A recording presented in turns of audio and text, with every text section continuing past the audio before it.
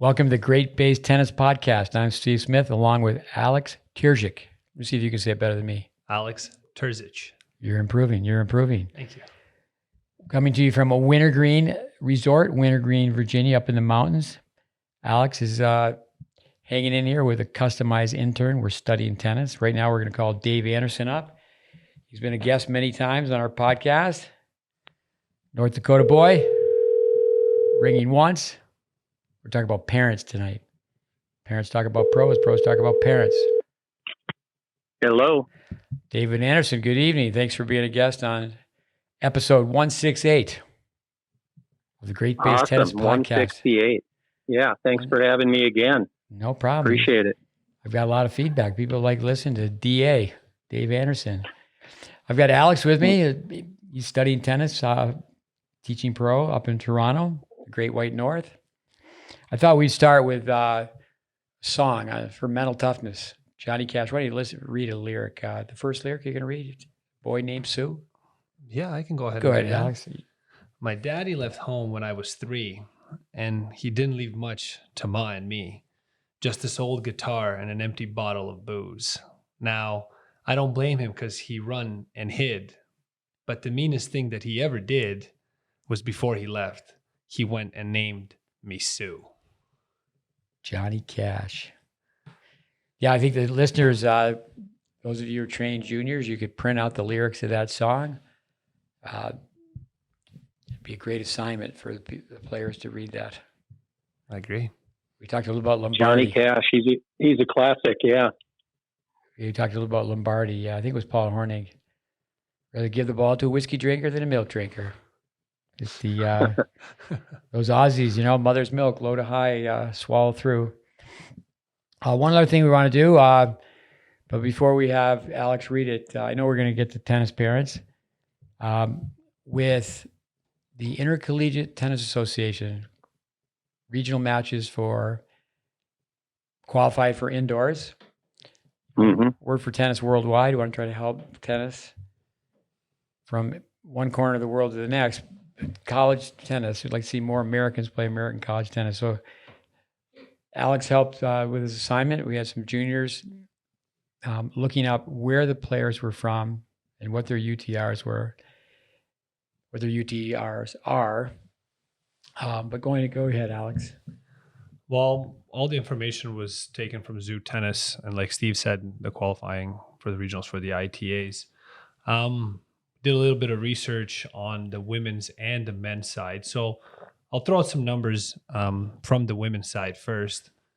Out of all the players, so we had in total across singles and doubles, we had 78 players, 52 competed in the doubles, 26 in the singles. Some of those did repeat. There was a couple players that played singles and doubles.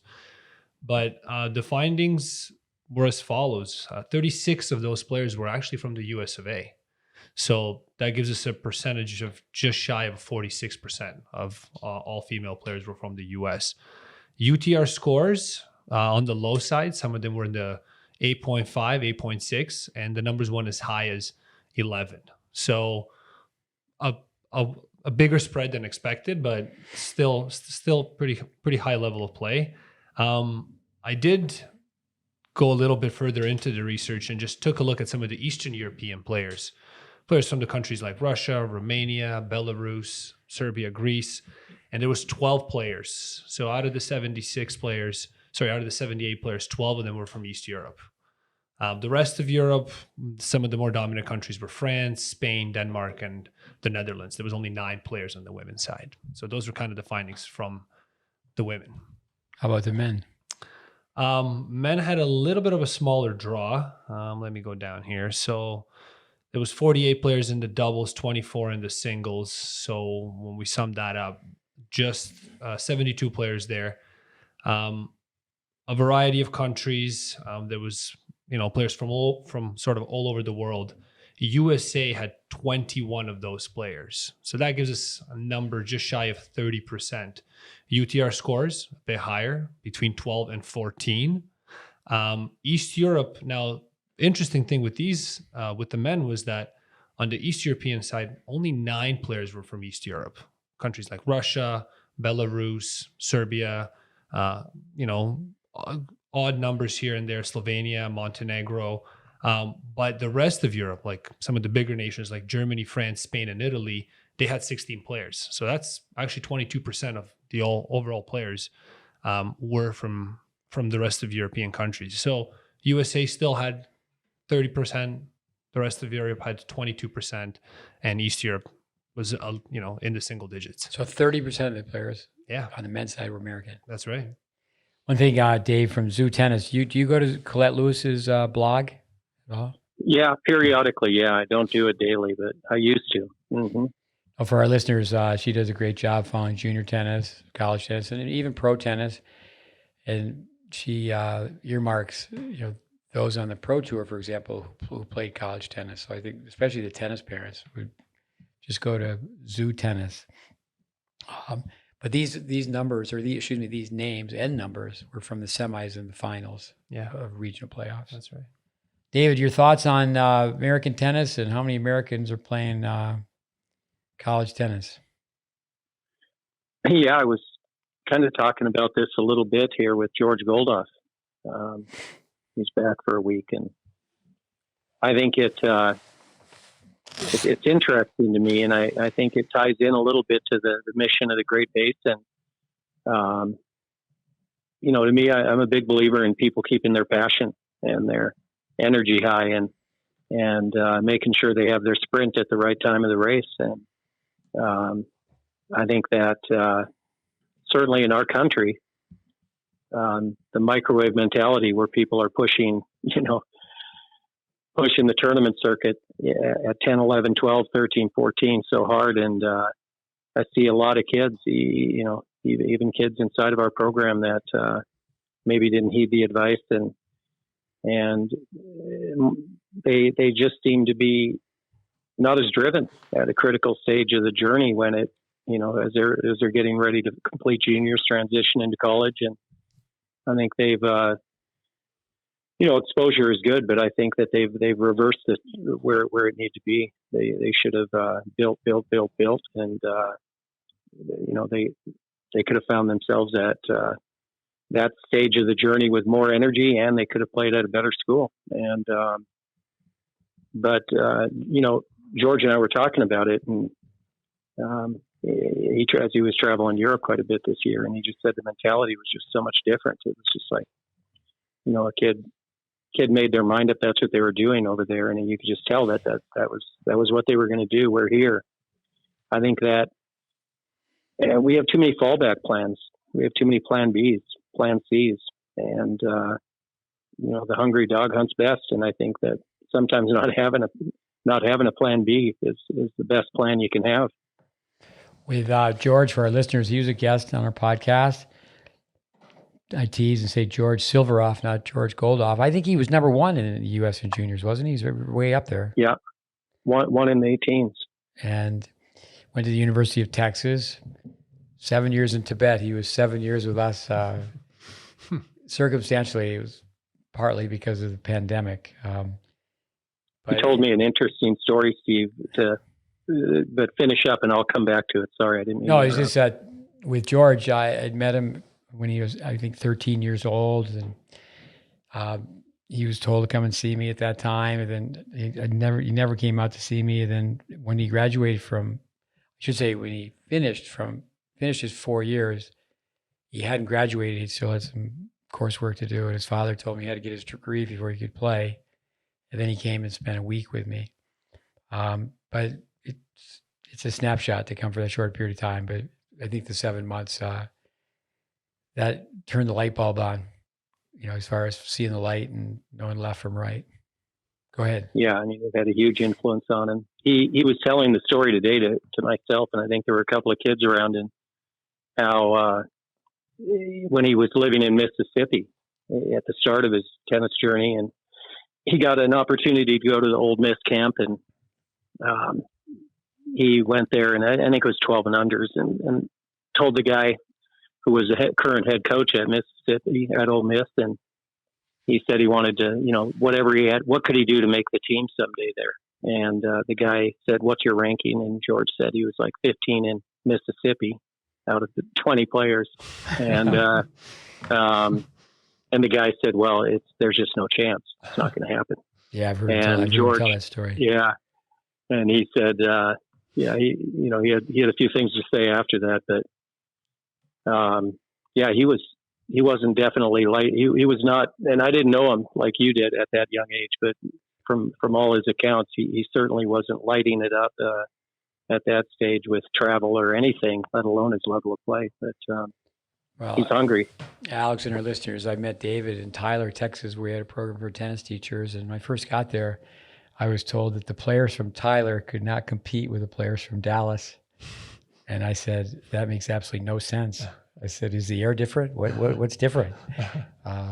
And I think with college tennis, I think too many American kids are just thinking D1 and thinking brand school, and they've got to go big time or bust, and they just got to get up every day and say, I want to be part of the game and I want to compete, and not be so concerned about where they end up, and there'd be less anxiety. Be freer to just swing out and hit the ball. For sure. Yeah. I got one more thing to do before we start with your do's and don'ts. You put together a great list here. Our fact checker from Miami and Bogota, Andres Barbosa. Put my glasses on here to see. Mark Kovacs. I needed to say it correctly. I've said Mark Novaks. I know it's Kovacs. Alex, say senior moment. Senior moment. Yeah, you'll have those one day. He told me that I was giving Brad Gilbert too much credit. What's the name of the coach who Tariq Benedip? Help me out here. Benavides. Say that one more time. Say it one more time. Benavides. That I'm not sure it was Ravenklassen and or me both said who was coaching Roddick when he had first beat Sampras. But it wasn't Gilbert. It was a little bit. He said Gilbert didn't start till June of 2003. He also mentioned that I think Raven is 5'10". He said that I said Pete Sampras was one of the tallest players at the time. And so the fact checker got it out, and Pete wasn't one of the tallest players. I mean, he's really beating me up here too with. But that's what you want, everybody. You want critics. I always telling the juniors, just be polite when you hear a compliment, but just criticism is the juice. That's what you need. Is that Coco Gauff's mother? I said that she was a gymnast, and she was a gymnast first and a track star second. But there's a lot of things that he's straightening me out on. So, but let's go with number one on the do's and don'ts. Backswings and mood swings. Dave Anderson's put some notes together for tennis parents. David, why don't you read number one and we'll talk about it. You put me on the spot there because I went to print it out. We can hold on. We can read it. You guys read it because I don't want to play with my phone. I could pull it up on my phone, but I'm afraid I'd disconnect it. Yeah. Your phone skills are probably just as good better than mine. But let's have Derek. I mean, that's my glasses here. We go with another brain cramp. How do you say your last name again? Terzic. Let's have Mr. Terzic read the first line. All right. So the first one goes, do emphasis fundamental development through the majority of your child's formative years. Yeah, do emphasize it. Yeah, I'll let you guys talk first. I'm going to try to pull it up on my phone. It's bugging me. I can do it. I can do it right now. I feel like somebody else has the remote control at my house when I'm watching TV. But go ahead. You guys share your thoughts on number one. I was telling a story the other day. When I was a kid, I was a remote control. There were no remote controls. And I'm the youngest of six. And I had to lay by the TV. If there's 2 ball games on, get up, change the channel. Get up, change the channel. Oh, yeah. Yeah. Do emphasis Definitely on the fundamental development throughout the majority of your child's formative years. So some key words there. There's no fun in fundamentals. Well, there's fun at the end. But the word fundamentals, the fun comes first. And embrace the boredom. Formative years take form. Work on form. Form training, form-based instruction is almost obsolete. What do you got for us on number one, Dr. Anderson? Well, I mean, I think our definition of formative years too is different than maybe some people. I mean, to me, everybody that goes through our academy, even till the day they go off to college and beyond, they're still in formative stages. And you know, you and I were speaking about it just prior to the call about you're always going to have routine, and you're always going to have some things that stay true to building even better fundamental skills. But with complete certainty, I think everybody that's coaching tennis and has a caring interest in the sport and the kids that are starting up in it, that they would all agree that people are going to bat and they don't have the skill sets to be able to stay in the sport. They're not going to really learn to enjoy the sport, and then the chance of not retaining them is so high. And I know I saw your stats the other day on the Facebook, and it's a prime reason I think we lose so many people, and we can't dress it up. It is what it is. And you know, in the early on stages, we got to give people the best possible chance to keep hitting the ball back and forth over the net, and then they can really start to play the music and enjoy it. But fun is, you know, the teaching part of the fundamentals. It's tricky, and you know, you can do it in a manner, obviously, where it's focused, it's intense, it's active, and the learning is kind of tricked into it. And I mean, it's an art, and I think that if the USTA were to care about the game in the right manner, I'm sure they care about the game, the people that are involved in it, giving their time, but in the right manner, I think there would just be a huge emphasis on giving people truly the best possible start. And I know we have a lot of things in play right now regarding that, but I'm not sure that it's initiating the kind of start that's catching kids in the sport. I think the numbers would validate that. We need people like Mike Carter in every city in America. Tell the listeners a little bit about Mike Carter. Yeah. I mean, Mike Carter, he's gave me my first job. He was on the Tennis Tech staff when I was a student, and then you know, gave me my first job out of the program, and you know, was in the private sector coaching, running clubs, doing all that, and now he's involved with USTA Texas. And I don't think there's a higher energy and more spirited ambassador for the sport that I've met. Maybe Greg Prizzuto. You know, he's got it, and he's got the energy, he's got the information, and really, I mean, if you could put Mike Carter or Fred Foreman in every club in America, I think tennis would grow. I think that kind of spirit, that kind of energy. Craig Rizzuto wrote a book, Tennis Munchkins, for Dennis Vandermeer. I remember we had him out to help our program, learning how to teach early child development classes. Yeah, the Pied Piper, like Fred Foreman, who's IT's, he's the best tennis teacher in the history of Minot, North Dakota, where David's from. Mm-hmm. So those guys are fast friends for a long time. And yeah, the Pied Piper, he may not be top five, and the other three behind me are teaching continental grip on everything, and Freddie's still not top five. But Carter, we had him on as a guest.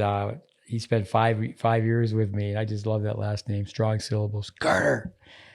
I was at the U.S. Open, and U.S. Open's a big place, and someone said, "Hey, you should have seen the demo." That's when the USTA called the program Quick Start. So you should have seen this guy who ran this Quick Start clinic. It was absolutely awesome. And I said, "Yeah, what was his name?" He said, "Mike Carter." Mike Carter. I said, I've heard of him. Yeah. Carter was, he was there from day one when I showed up to Tyler to revise that curriculum. Today, I listened to a match. We used to study Vic Braden films as a group. David was part of that. Alex and listeners, where we would turn the sound down and just watch Vic demo. Then also what we would do is you could blacken out the photo or the picture, the visual, and just listen to him. So my son Connor, was playing tennis here, there, coming up in juniors in college. But I think this was more when he first broke into playing pro tennis. They actually listened to a match. So today at ITF out of Woodbridge, Ontario, I was listening to a match. Coach from Montreal that I've trained was with the player that was playing. And then I said afterwards, it doesn't sound like there was a lot of net play. He said, yeah, she came in twice to the net and came in 3 times. He goes, it's twice to volley and the third time to shake hands. But I think that's where, you have to have fun. Winning's a bonus. Just back to fundamentals. Kids will go years, literally years, playing 1-up, 1-back doubles, and then not even thinking of going forward while they play singles either. Way too much emphasis on winning, and then the stress. Really comes right down to who's going to remember. I know you were with me when we worked with Albin Mararu was really who we did the work with, and his daughter Karina. She was 28 in the world and won doubles. And I just remember she was going to Europe. She'd only played 2 junior tournaments, and she had a backhand where she took the racket low. And I finally convinced him. I said, let me show you film, because I was just charting matches for Karina twice a week. And immediately just canceled the trip to Europe. But she only played 2 national tournaments. And he was famous for saying, who remembers who plays a weekend tournament in Miami? So way too much emphasis on winning and not on development. And it's so easy to say, but it's hard to do for parents. And, it's a difficult thing because you see everybody around you go in the opposite direction, and it's just such a natural instinct to follow, and you feel like you're missing out. And it's funny today when I had a visit from Ashlyn Kruger and her mother and her coach Michael Joyce, who's out with her. And I remember vividly at 9 years old or whatever, when they moved here, and then she'd been training a bit for a year or so, and then everybody was just prompting them to try to get into Super Champs, which was the top division in Texas. You got to get into Super Champs. Well, the 12 and unders, she would have had another 4 years in it anyways. And they played a couple of them, and the parents were very intelligent and just said, okay, this is nonsense. Let's just get the game right and, basically play 2 tournaments when we need to win the champs, and then immediately win the Super Champs and just get done with that. And so they made a lot of right moves in that regard, and and good for them, because it's obviously paid dividends. And I think those moves for everybody change as they go through their career path, juniors. And we have some kids that don't play enough. I'm sure you have the same. We have some kids that kind of hide behind that a little bit. But in the formative years, though, it's just skills. And, inevitably when we're having this big event at our club that's cut our tennis courts down by 75%, and we're pushed into smaller spaces, and inevitably it's some of the most productive classes, in my opinion, because there's just no live ball, and everybody's just working precision. Hitting into curtains today due to the rain. And hitting in racquetball courts and shadowing more, and it's got to be an ongoing thing. And the parents are certainly key in that. Oh, I remember going to Prague in 1987 at the Sparta Club. They had 1 indoor court. There's so many places in Europe where young players, they don't get the court time in the wintertime. I want to come back and ask you about the 75% reduction, but with start the course, finish the course, the Ashlyn Kruger, she won the Orange Bowl twice, correct? Did she win the USTA 18s? Yeah, back-to-back Orange Bowls. I think Andreescu was the first one to do it, yeah. Not 16 18s, but 18 18s. Is that right? 16 18s. 16 18s. Mm-hmm. I interrupted. Who else did that? Andreescu was the last player that had done that. Yeah. Okay. But no, I know you have a lot of film, and we have this Facebook account, GreatBase Tennis Facebook. We've been putting up daily content for 15 years, and I know there's been film of Ashlyn when she was really young, shadow swinging, hitting off a cone, drop hitting balls. And you can see it in her game to this day. Give us an update. How is she doing? I think, well, I've just been really cheering on from afar. But seems like in the last 2-3 months, level of professionalism, mannerisms on the court, everything in that regard has gone up. Seems like there's a much, maybe it took time for anybody really to get comfortable out there, but has played matches where it's much more visible, the all court play and the all court, skill sets that are there. And I think got into that 72, 73 range at one point, and I think she's hovering right around that now. I don't know where it's currently at, to be honest, but top 80 for sure. The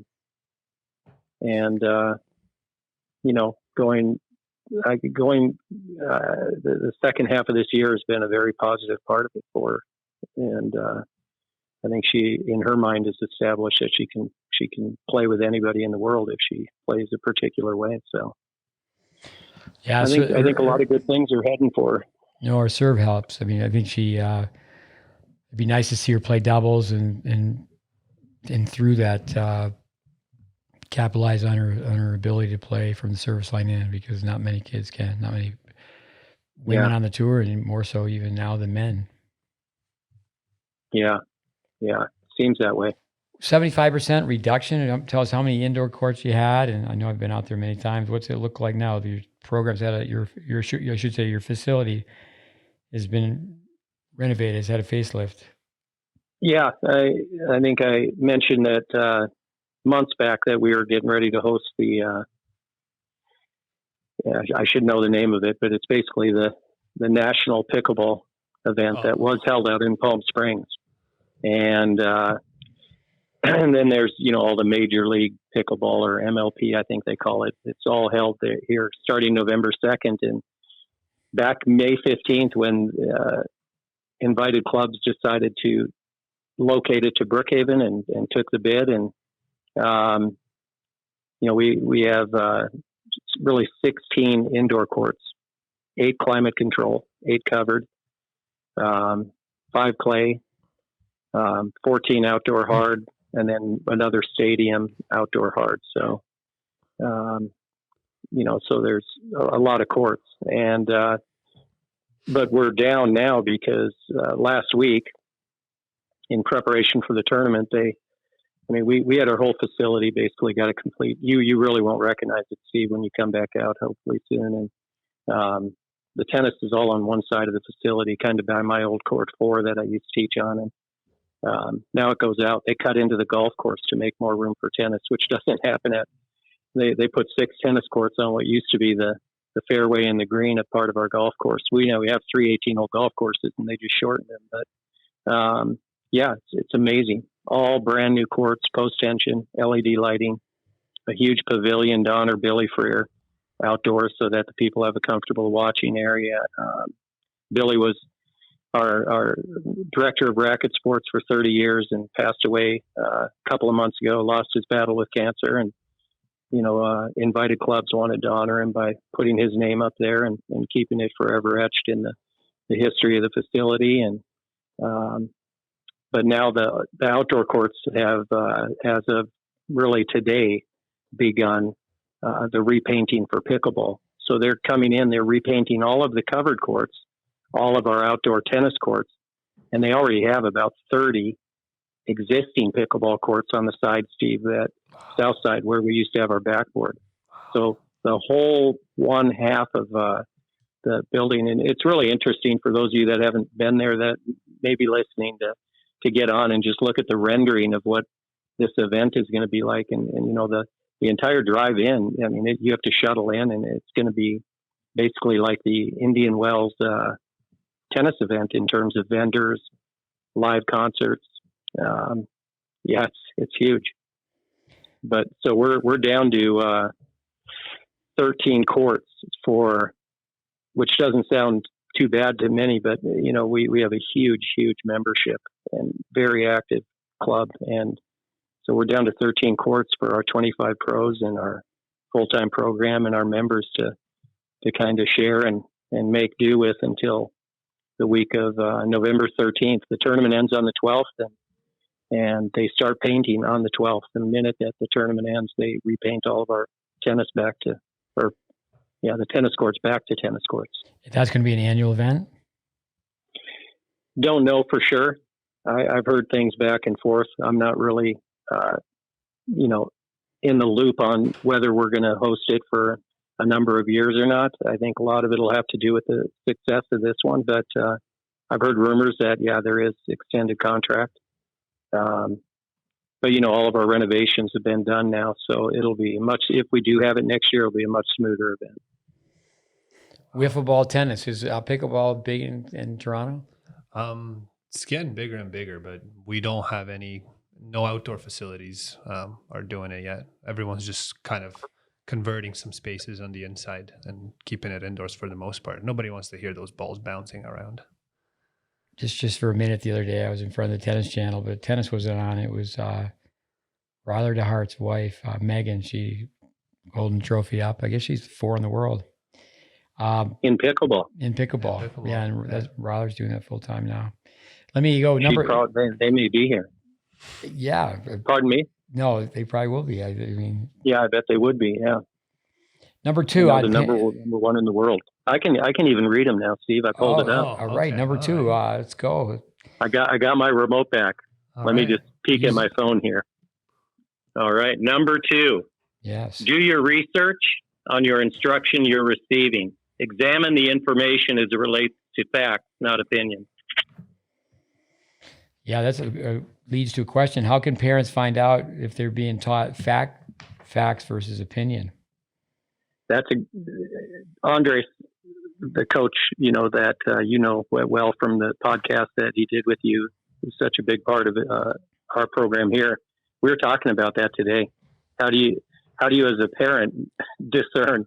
It'd be like you or I, Steve, taking our car in. I mean, we know nothing, at least unless you've learned a lot about cars. I remember your knowledge was about like mine. Yeah. And it's a very difficult thing.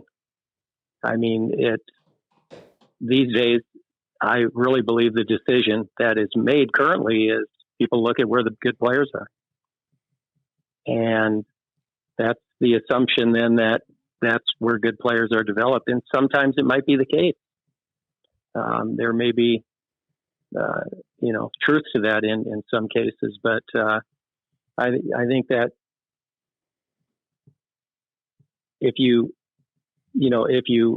are a parent that's coming in cold with no tennis knowledge, and you have a 8, 7, 9-year-old, whatever it is, I think the first decision that they make is typically on proximity to their home. And I mean, the studies kind of show that, and it's just, okay, where can I take my child to a nearby facility or court and municipality, whatever it is, and introduce them to tennis.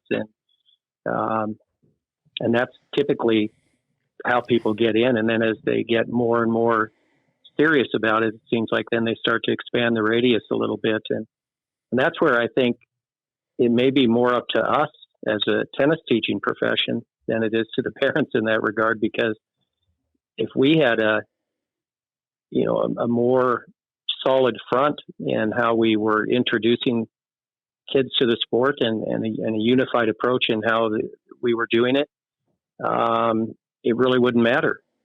And again, I don't really, I'm old now, and if I hurt any feelings, but I mean, it's not going to happen through a USPTA or USPTR certification.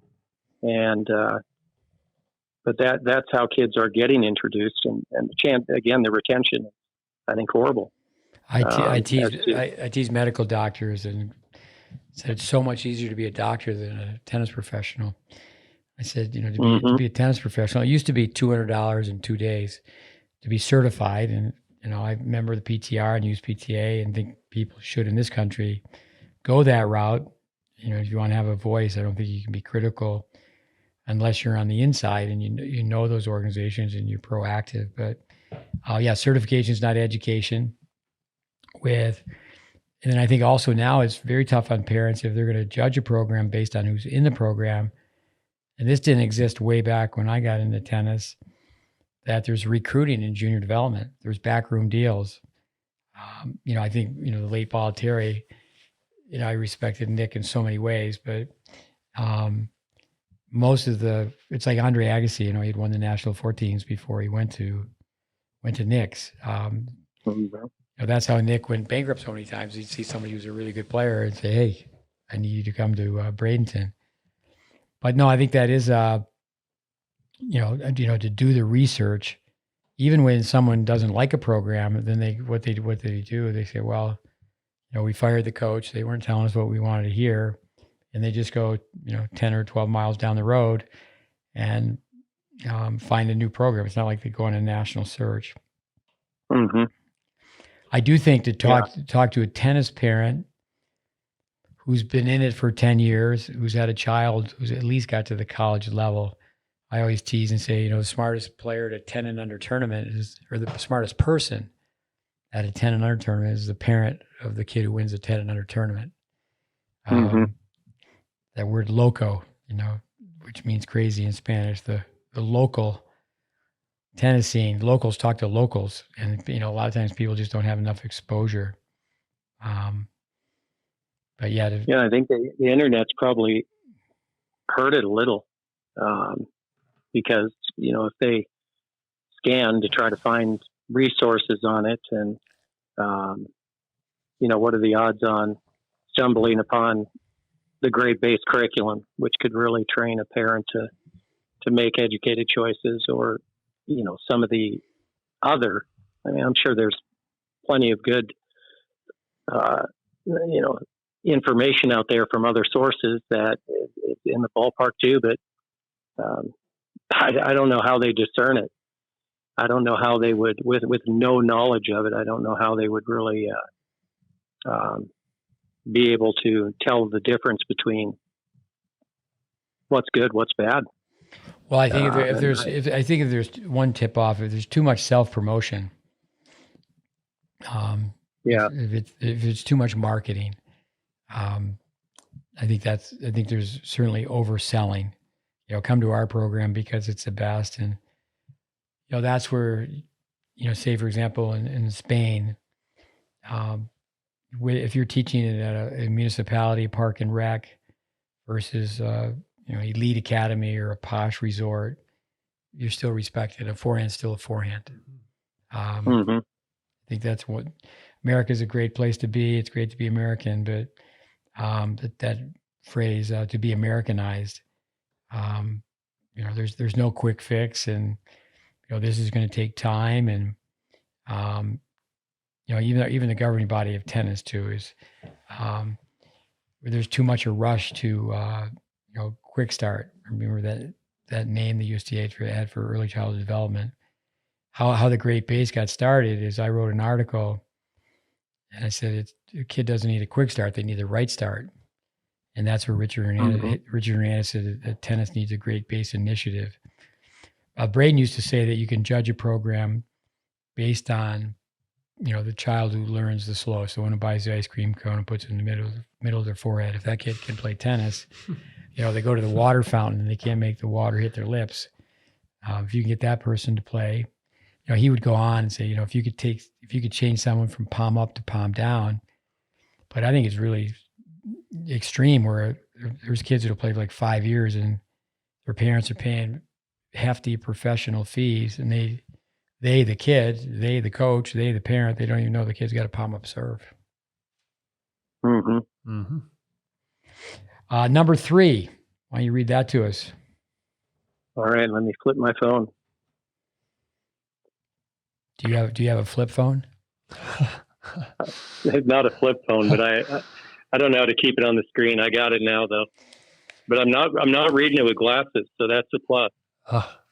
All right, number 3. Do have your child multi-sport well into their early teens. Blending a team sport with individual sports is very healthy. Yeah, early childhood development. Kids should be learning cooperative skills, athletic skills, and tennis skills. Cooperative, learn to be on a team. The acronym, together everyone accomplishes more.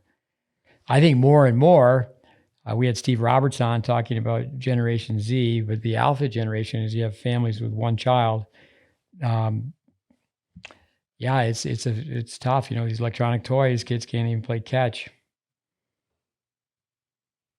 Yeah, I was telling our group the other day how, it's full time in the academies, a lot of time and hours, and I said, but they may not have time to or the ability to play on, a bona fide high school basketball team or soccer team or whatever. But recreation, a lot of the recreation centers around the city, I mean, they can jump on these rec teams and play a sport they like.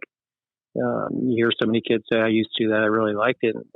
I try to encourage them to keep playing it in some capacity. It doesn't have to consume their life where it's as though they're going at it, like in pursuit of a collegiate scholarship or something. But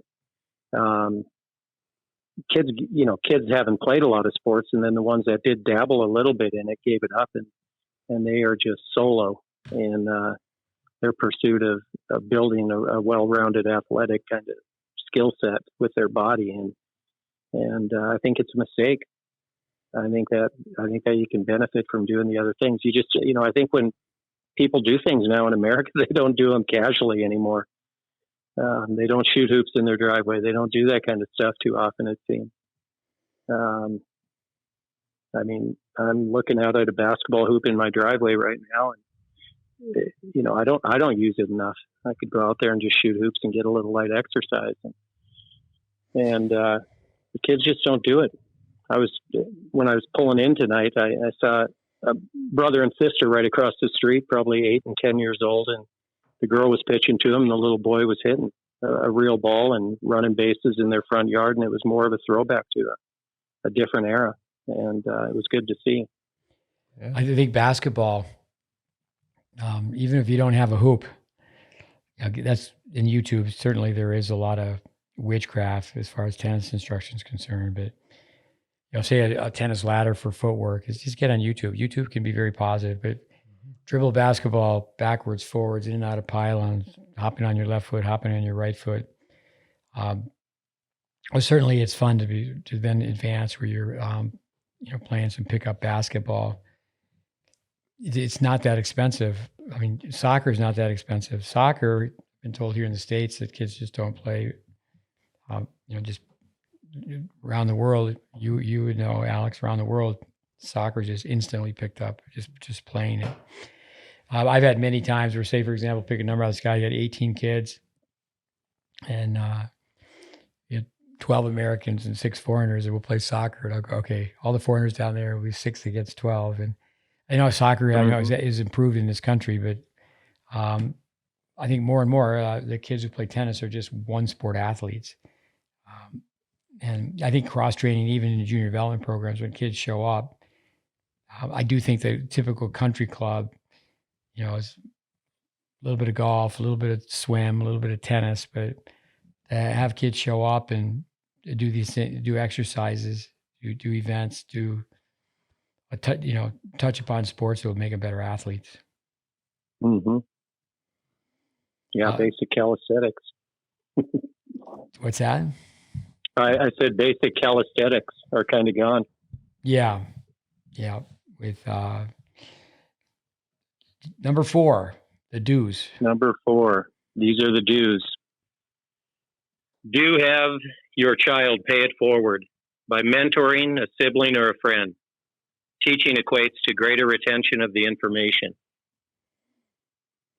Yeah, you have a practice partner. For an older player, I'm always asking high school players, do you know any varsity player that's ever called up a JV player, junior varsity, and say, hey, you want to do some baskets? Hey, I'm starting to practice at 9 o'clock with so-and-so. Let's meet at 8 o'clock and we'll just do overheads. You feed me 10, I'll feed you 10, or it's a choice. You feed me 10, I'll feed you 10. Just getting out there with baskets. I think adult tennis for sure is on the women's side. I think the men pretty much just come out and have maybe their drill session, slap each other on the back and having a beer, but the breaking clicks, where people in women's tennis, there's the 3-0 get to play with the 4-0s. But Not often. Same thing in the juniors, Yeah. Don't be a tennis snob, hit with everybody. Yeah, there's a lot of sensitivity about that. Yeah, I mean, groupings, when you're in places where the main concern amongst the kids and the parents are groupings, it seems to me that seldom is it a developmental inside or culture inside of the program. When it's just groupings, who am I with? And, I think there's a direct correlation between that and probably not having a developmental theme inside of the culture of the program. Alex is a young coach. I tell young coaches I train, don't say this. This is how I answer, but don't do this. His parents will say, who's going to be in my child's group? And I'll say, well, that's a dumb question. Do you have another question? And, it doesn't matter. I mean, we know to a certain point, if you're hitting with a player who hits the ball deeper, faster, more consistently, higher level frequency, that, it's going to help you shorten up your swing. So there are advantages to playing with a more skilled player, but it's a major problem that you play with everybody. And it should be, I always tell the player, the older player, so the so-called better player, if the player you're hitting with misses, it's your fault. I mean, have gears, be able to slow it down, be able to put the ball right on a dime. And, that doesn't happen enough. Yeah. And, when we made that trip down to Austin to speak with Mike a few weeks back, took 6 kids with us, Andreas and I, and, it was, we told him, it was like 6 hours, 3 there, 3 back. And it was just talking tennis, and the radio wasn't on. But that was one of the big things we were pushing, because the kids that went were certainly the leadership qualities already established. But we gave all of them basically a task to, when they got back to the program, they were supposed to kind of adopt and mentor one particular player. And I think 1 out of the 6 has executed. And it is interesting. They all picked a great little 9-year-old or something, and I think they're missing the boat a little bit on it, because the real goal from my end, anyways, is to get those kids that are decent state or national players and 15, 16 years old to take some kid that's kind of in the shadows, make a difference in their life. I find that the good kids get too much attention. Anyways, the talented kids, just from other kids, from parents, from coaches, and the kids in the shadows are who we need to, I think, be focusing a whole lot more on. At least, maybe I'm just getting old, but it sure seems that way. I think the sport would be healthier. I heard Paul McDonald say this one time, if you coach someone long enough, you can just tell stories about that kid you've coached. I remember, you may have been with me, I took a group of kids into Dallas at it wasn't the USPTA, I think it was the TPTA, it was a Texas branch of the USPTA. Yeah. That's a Grapevine Hilton. And so Timmy Hurst, he played, remember taking him in, Julie Scott, Clayton Stanley, and Lissa Kimmel. And Timmy had grip on 3 on the forehand side. So because everybody was accusing us of teaching everybody the same. Julie had a 2-handed forehand and stayed with a 2-handed forehand. Clayton was close to 5. He was really small, and he eventually wasn't on 5, but it was the battle not to have him go towards 5. And Lissa was, close to 4. And Timmy ended up playing at SMU. Julie played at Stanford. Clayton played at Texas, and Lisa Kimmel played at Illinois.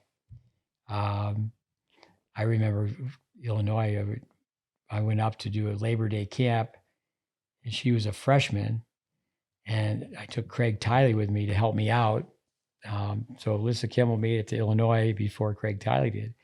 And our listeners should know that Craig Tiley, he took all this technical, fact-based instruction to Illinois, and they went from obscurity to being the national champions. Wow. But yeah, so how did that clinic go in Austin? I'm sure the 6 kids you took down all play well, right? Yeah, it was a group of kids like Mason, 3 girls, 3 boys. And they certainly could demonstrate everything on a dime, and it went fine. It was, you know, I think when I was traveling to those things with you, Steve, when I was younger, you basically said it. The people usually sitting in the chair aren't the ones that need it as much. It's people that are sitting out networking outside of the closed doors, and the ones not attending need it the most because they typically are in influential positions and they are walking around assuming they do know it all already. And, you know, it's like they say, it's what you learn after you know it all that really counts. And it was right when this finished, and there was a lot of positive feedback. Some people, I think, that, you know, a bit older than me that had been a part of Vic Braden's certification courses and things back in Kodo years ago in the 70s. And the feedback seemed to be pretty positive, and I, you know, was basically every 2 minutes giving people hints to get onto the GreatBase in terms of trying to study the curriculum and how it was free. And there were a few parents that I think have plugged in since, and it went well. It's, you know, and but the director of competitive tennis for Texas, you know, as I opened the door to leave, it was done indoors in a conference room. The tennis court was set up inside, and, you know, he was right outside the door and went over and he said, "Hey, I'm sorry I couldn't be there. I had a committee meeting." And, you know, he really needed to be there, in my opinion. And it's nothing against him. And like I said, I'm way too old to worry about playing politics. So, but the word's got to spread on that kind of thing. And I'm by no means the only person that can spread it. It's just that it's common sense. It's fact-based information. It's a systematic approach. And, you know, I said in that meeting, I said that the bottom line is, inside of this room, not everybody's going to agree on what a continental grip is. And I said, and that's a problem. Mm-hmm. And there needs to be uniformity. There needs to be uniformity. I mean, we're doing tonight's theme is based on 10 do's, 10 don'ts for parents. But, you know, we as a group of coaches, I mean, we could come up with 10 do's and 10 don'ts for our teaching industry too. And we could come up with 100 in each of those. But yeah. You mentioned Mason Vaughn. Well.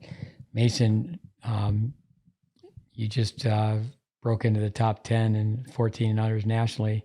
His father and grandfather, they came to Memphis for the first time, and then they followed us to Florida for several visits and such. And yeah, but Holt and George, father, grandfather, Holt, who played at Davidson, became a very good player, but he didn't know at the time why, you know, these kids in Little Tyler, Texas, were, you know, making an imprint on Texas tennis at that time, but it was because they were being taught fundamentals. Let's go with number 5. Let me pull it up. Aha.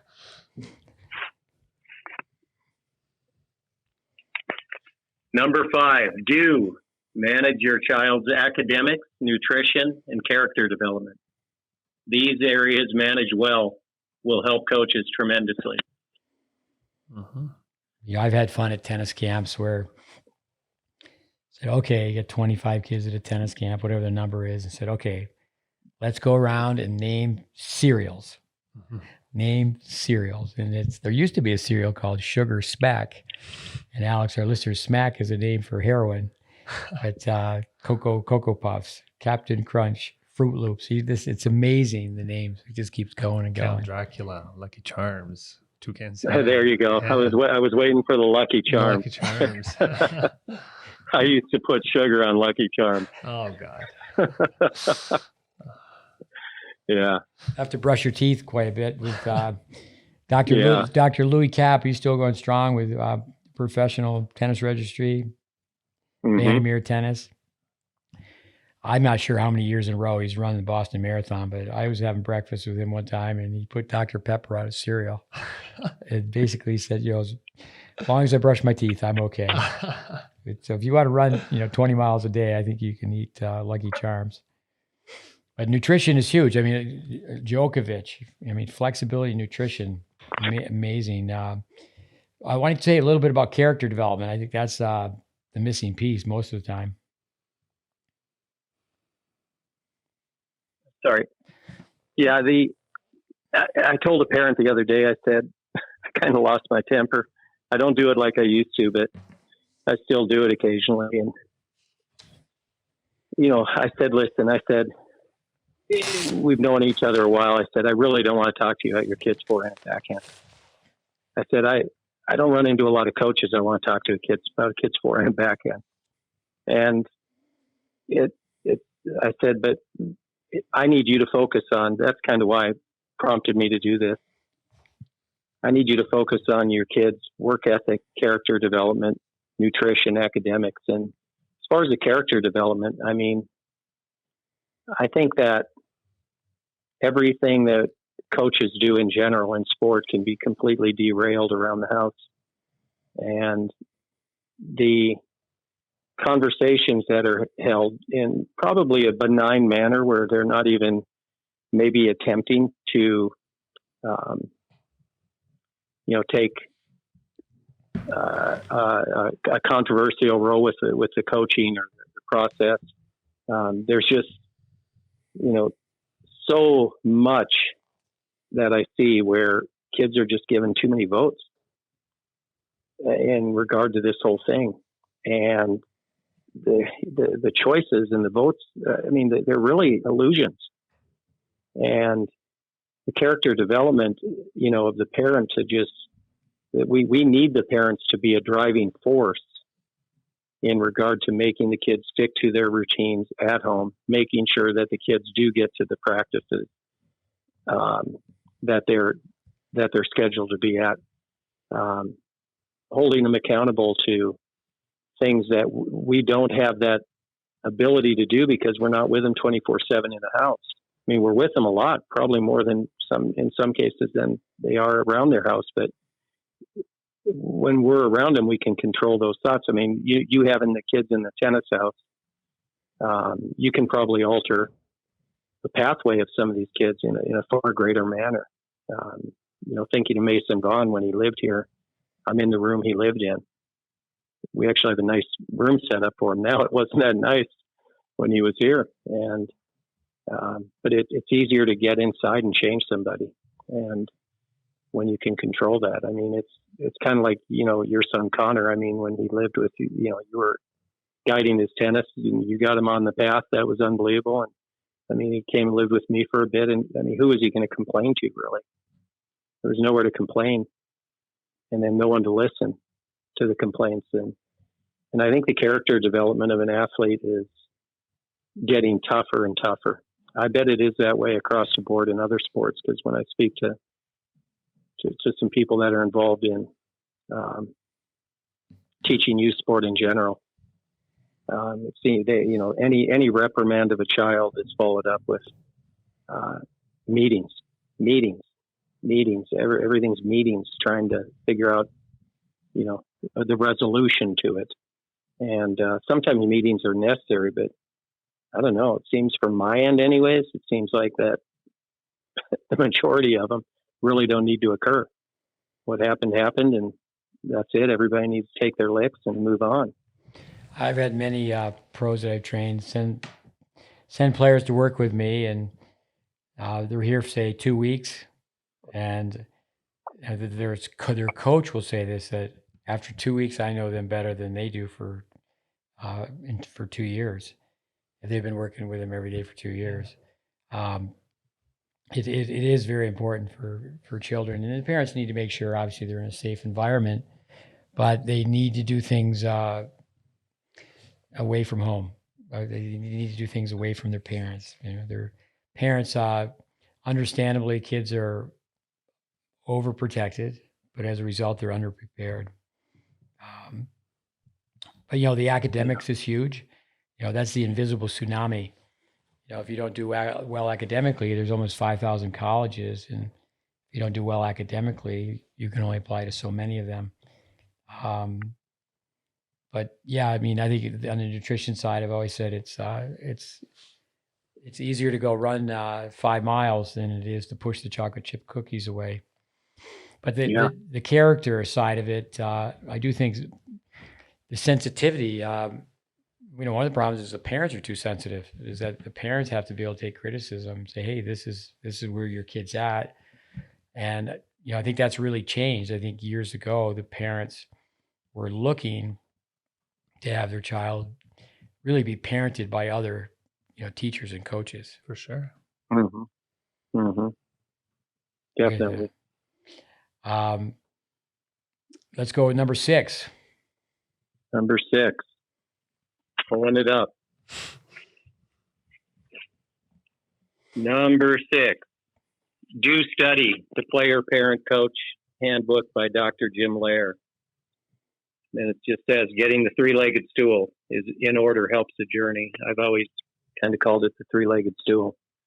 I think that book by Lair was genius, written decades ago. I still keep a couple of copies. I bought a few extra, and I don't know what, probably can't find some of them because you give them away for people to read and they never get back in your hands. But I think establishing, and it'll change throughout the journey, but establishing the roles that people are going to assume, the responsibilities. And, I think of Shane Vincent, his dad was all in. He was a coach. He was, in my opinion, the most influential coach in Shane's life, really, in the journey. But it was spelled out that he wasn't going to just pass the baton to somebody and let it go. He wanted to stay involved in the process. And you talk about character development. That's a guy who could come on here and probably give a million ideas on how to get your kid to be a warrior, because he made one out of his son. And but I think that there's a lot of gray area that can exist, and I think we're in times that you can't be that subtle in people in our position anymore. It's got to not only be clearly outlined, but sometimes readjusted.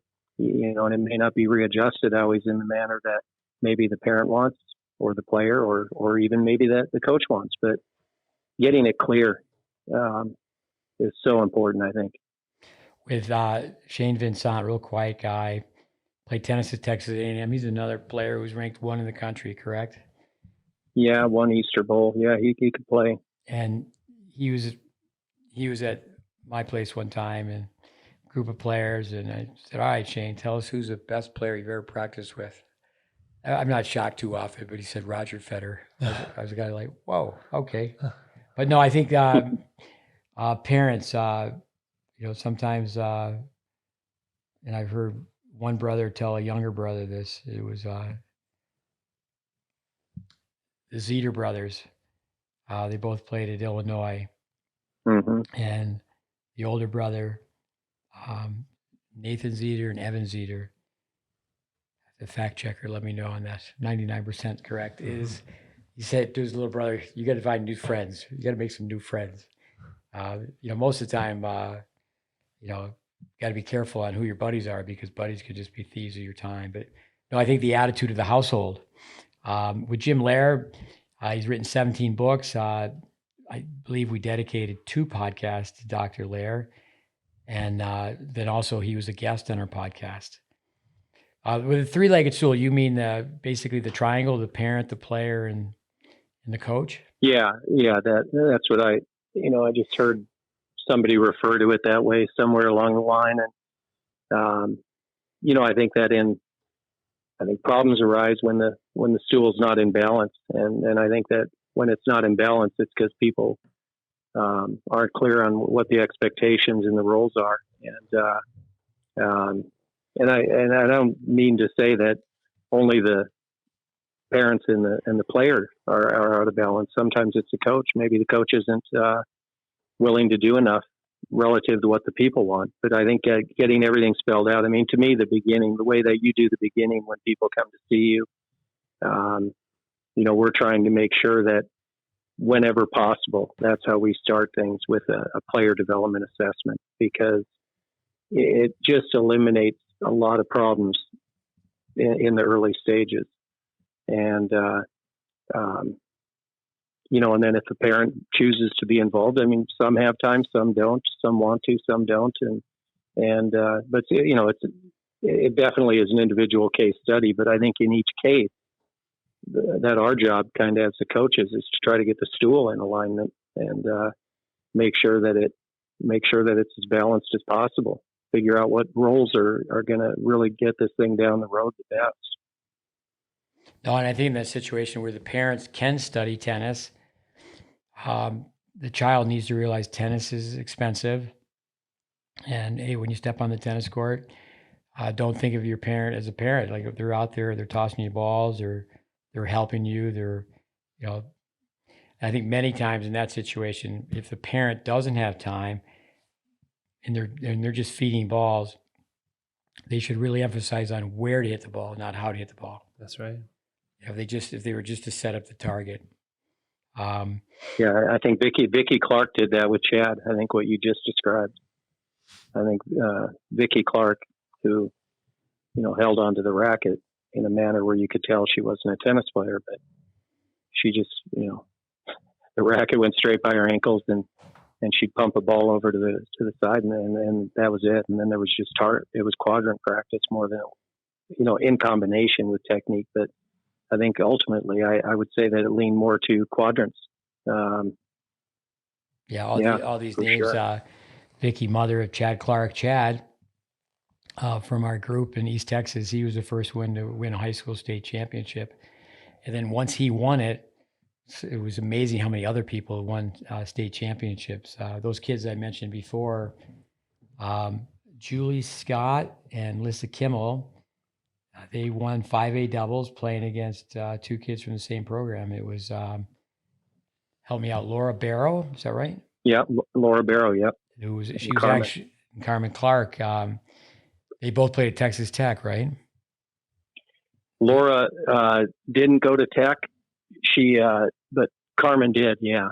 Mm-hmm. And Laura went on, and she decided not to pursue college tennis after a short time. She was in the building, one of the Twin Towers, right? 2001. Yeah, that's right. Wow. Amazing. Those girls played in the 5A Texas final. At that time, there were 17 million people in Texas, and they served and volleyed every ball. Wow. It's just amazing how much bad myelin players have. Players that they did play 5 years of one up, one back doubles. But with let's go with number 7, the Dews. 7 in the Dews. Mm-hmm. Mountain Dew. Do 7. Do respect the professional relationship with your coach. Meetings often can be held in less than ending ball pickups. Coaches are there for the child, but boundaries are critical for longevity. That's my thoughts. A few of them. Well, with the Dews, you're off Mountain Dew now, right? You don't drink Mountain Dew anymore? I am off Mountain Dew, but all of this tonight, saying the word Dew has kind of served as a little trigger for me. I might go to 7-Eleven. I'm kind of craving a 20 ounce and an Eau Claire. With so break down number 7 for us. Well, I mean, to me, I think that I'm kind of shocked.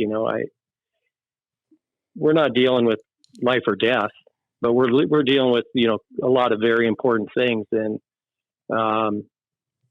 And I think that when you and I and Alex and whoever's in the business coaching kids and the anxiety and the way that people react, I think it's perspective a little bit.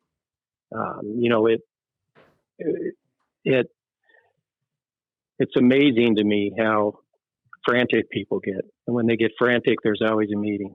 And I think that why I've developed a little bit of, you hear me kind of allude to it often, where too many meetings. I think it's in an effort to try to nullify this whole panic. And, there's an inner calm that can happen when you just trust the process and you don't feel like you're constantly needing to readjust. And because you played a pusher in a tournament this weekend, how do you handle a pusher? And then the next week of practice at places, people want their kid to play a pusher. Whereas before that tournament, if you had put them against a pusher, you would have got a phone call saying they don't want to play pushers. And it's just, it's almost, it literally is mind boggling to me. And so, I've kind of taken an approach with meetings where I used to really welcome them and I thought I was doing a service. And then in my mind, for me anyways, I think I was doing a disservice. And since I've kind of taken this approach where, and when Wayne Bryan was here doing a clinic and he just spent a day or two at the club and he kind of saw the interactions, and he looked at me and he said, "You're too accessible with your time." And he said, and eventually he said, people are going to devalue it anyways. He said what he did, he goes, "You can follow my advice or not." And he said he just started telling people, we can use the last 10 minutes of the ball pickup of your child's lesson to meet. And he said, he was a funny guy, and he's like, you'd be amazed how quickly we got to the point. He said where previously he'd be sitting there and they'd be telling him about, the fifth year that they had a birthday party. And, he said these meetings became just senseless. And I really have found the same thing. I called a meeting the other day because a kid shattered a racket, and I asked the mom and dad to be there. And, it was a little kid, and they said the kid didn't want to go inside the building to come. And that's a different kind of meeting. And I mapped out an hour. It took 20 minutes and it was done. But that meeting needed to happen. But I think that many of the meetings that people perceive as needing to happen, I don't think they do. I think it's just panic. To my understanding, Wayne, father of the Bryan twins, you went through law school, you finished law school, but you never practiced law. But I've always told tennis teachers, can you imagine if you could charge like a lawyer? Every time you make a phone call, every time you have a conversation, it's, you hit the button. You said that once on a previous podcast, and that's fine. But those who get involved in player development, there is all sorts of extra hours. And I tell parents often, I'd rather give 30 minutes pumping balls out and fixing something. But there's necessary meetings. There are necessary meetings. There are things that need to be sat down and slowly navigated through. But I think that the majority of them that I encounter anyways are meetings out of panic. And I think that by allowing those meetings to take place, I was really enabling. And by shutting it down a little bit more, I think I'm happy with the results anyways that I've seen.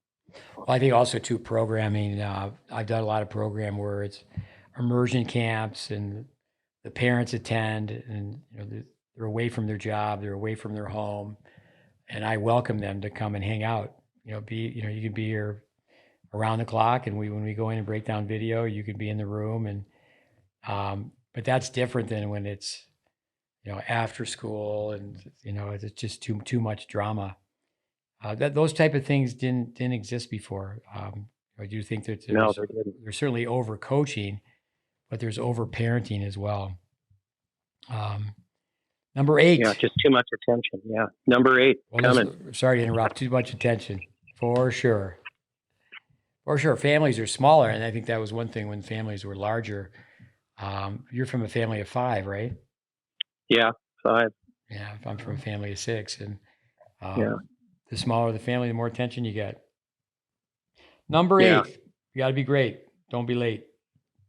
Number 8, do hold your child accountable for at-home practice routines. In that sense, you are the assistant coach.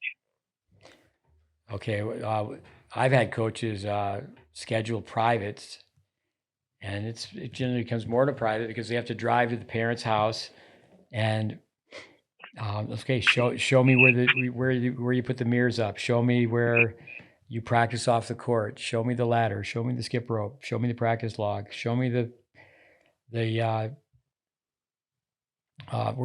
you hang the camera. Where you I'm drawing a blank. What's the word for hanging a camera, Alex?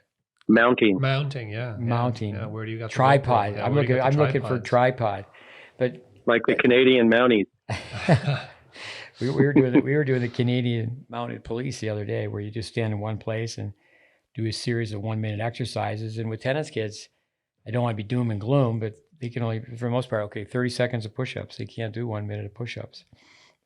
Yeah. But practicing at home, practice before practice, after practice. Jim Klein, who was a classmate of yours, he was just here with a group of his coaches and players, and he's been a guest on our podcast. And just to say, okay, guys, the parents are in the room, and it was a combination of adult junior camp, and the kid who was the best player. I said, okay, who wakes you up in the morning? Just look me in the eye, yes or no. Does your mom still wake you up? And the kid goes, yeah, my mom still wakes me up. Then I put my thumb and forefinger in the shape of the letter L, and what's this mean? And I've never been in a country where someone doesn't know that means loser. You really shouldn't be 16, 17 years old and your mother's waking you up. But go ahead, more on home practice. What do you got? Well, I think, again, the way you start people, I think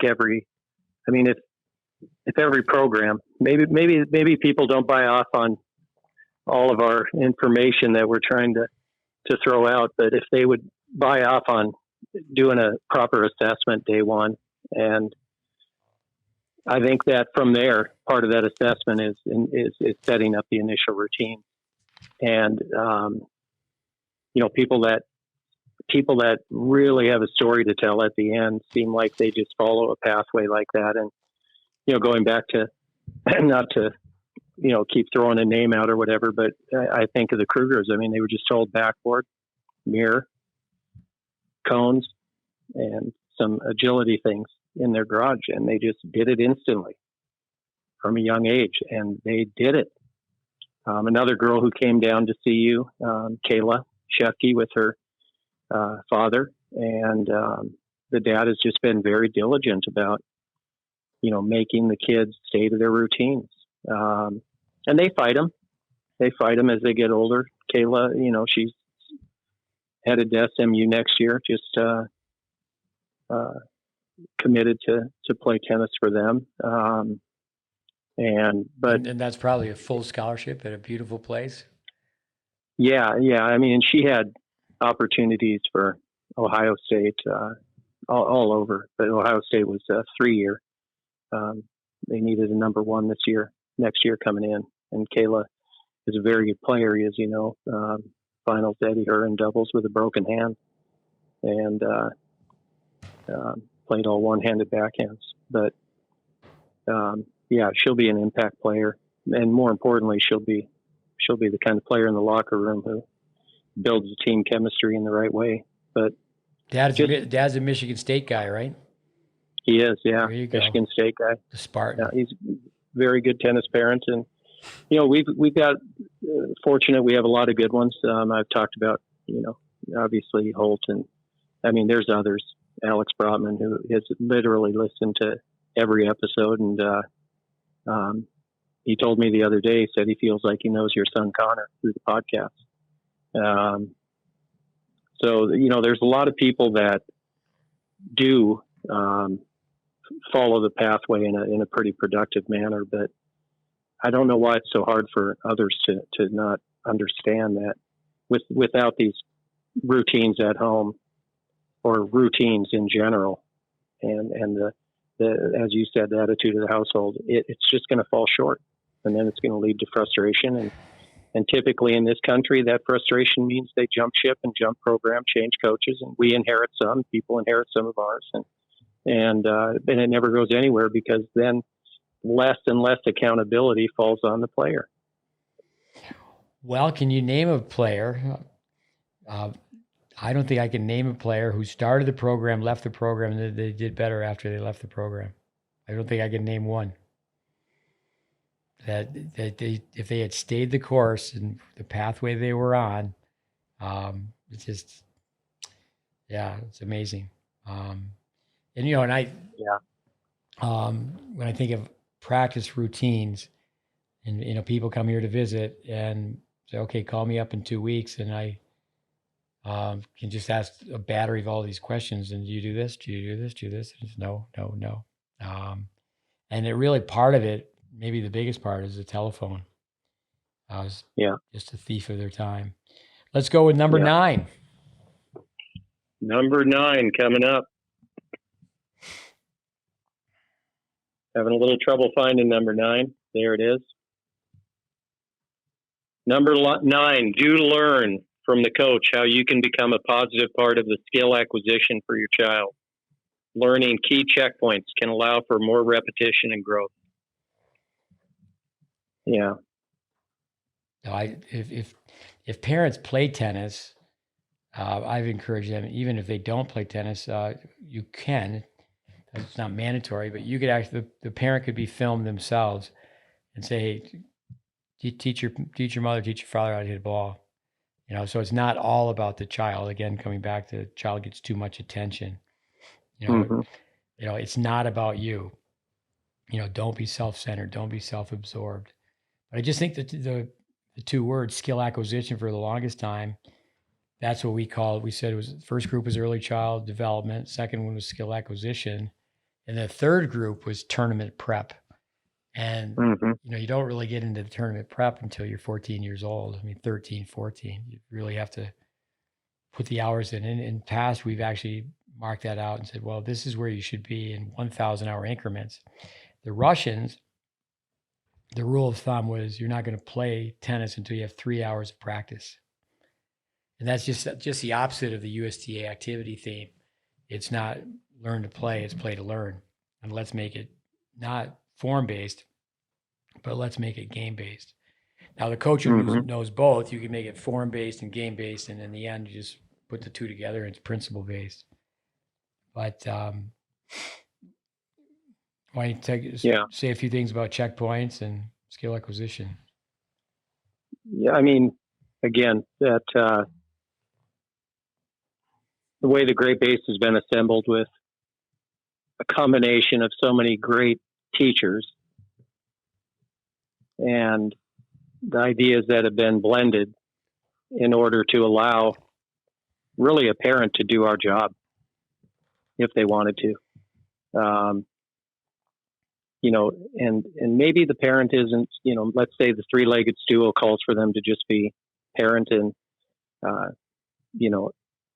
assistant coach on the outskirts, and that's the time they have. The checkpoints don't have to be evaluated on, they can be evaluated right in a room like I am at right now in my house, in front of a mirror in the evening, the routines, tying back into the routines and the checkpoints for the swings. From the ready position to the grips to the unit turns, and then the balance points at the end, and using the word picture method to tie it all together. And how it is. Neither of us got probably enough time with our kids growing up, but it'd be a way for a parent to actually spend a positive 15 minutes at the end of the day or at the beginning of the day with their child. And everybody would benefit from it, I think. I think journaling, if your kids were just to write down 3 things per day, and even if it's repetitive, if it's a repeat, 3 things from the day, reflective thought. I think for the parent and the player, sit down and say, okay, let's just take 10 minutes. How'd the day go? That's something with society today. A lot of families aren't sitting down for dinner anymore. That's right. Just on the go. with number 10. Number 10. This is an important one. Do remember that this is a game, a sport. Everyone won't play professionally, but everyone can enjoy tennis for a lifetime. Yeah. To play professionally and make money at it. I say often that I know you have as well. I've had a lot of kids who've been in the top 10 in the NCAAs, but they haven't played 10 WTA or 10 ATP matches. It's very, very difficult to make money in tennis. Well, and I think we get asked all the time, I'm sure, through our lifetimes, a parent will bring a child in and what do you think? Do they have potential? And it's like, yeah, I mean, how do you even answer that?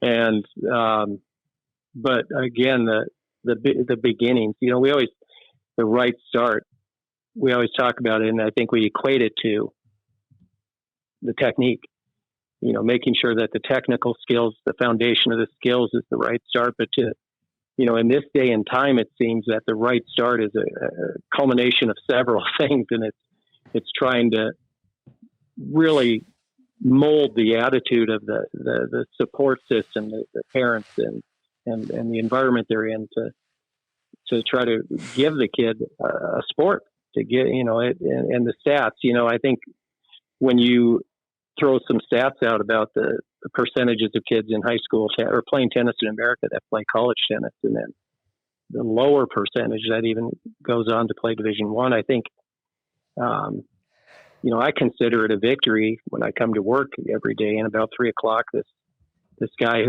I call him the OG. He was the original academy student when there was no academy here, and he was 18 years old when we started the program October 11th, 30 years ago. And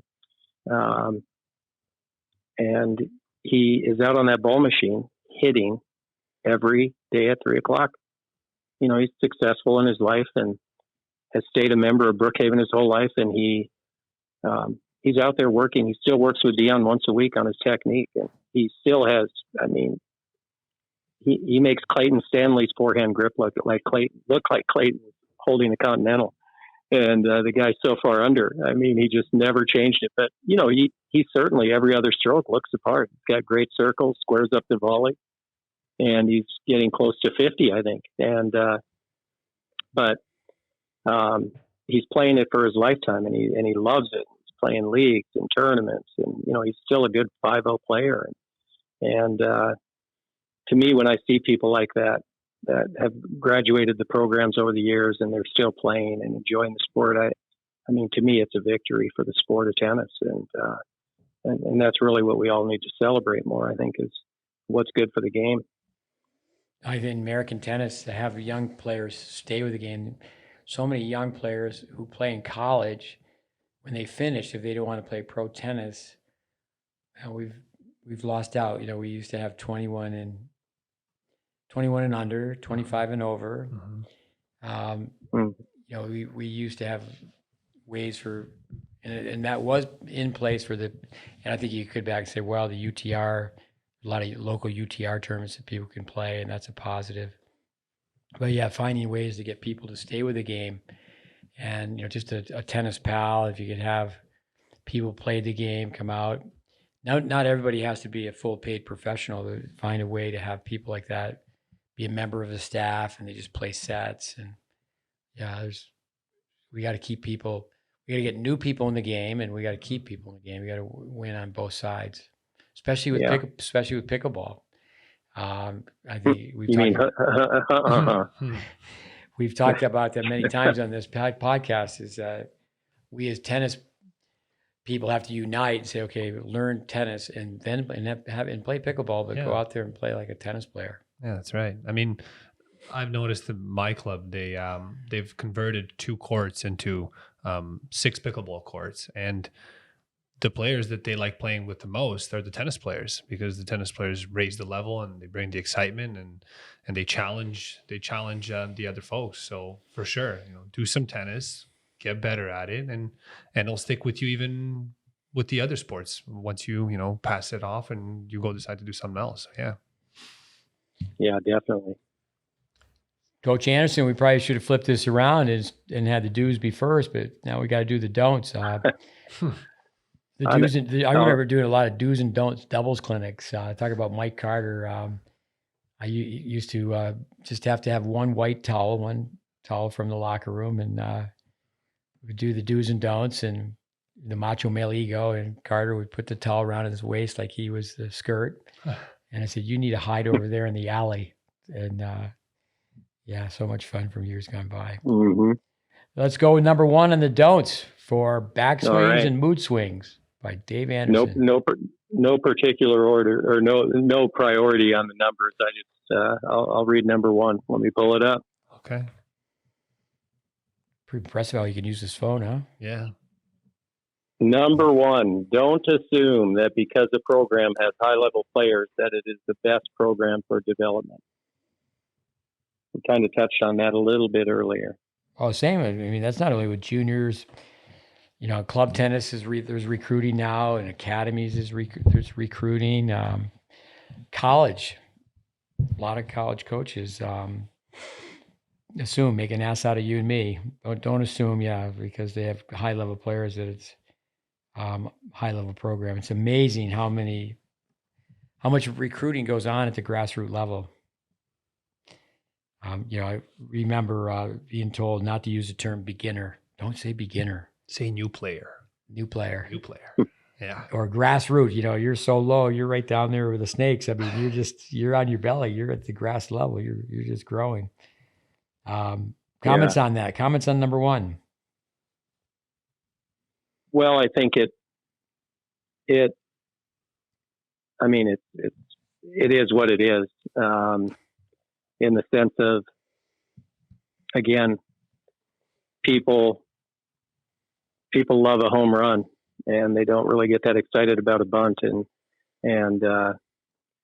you mentioned Bollettieri, who certainly impacted tennis in amazing ways, and did some very, very wise things in a Darwinian way, where he put a bunch of kids together, and it was kind of Lord of the Flies.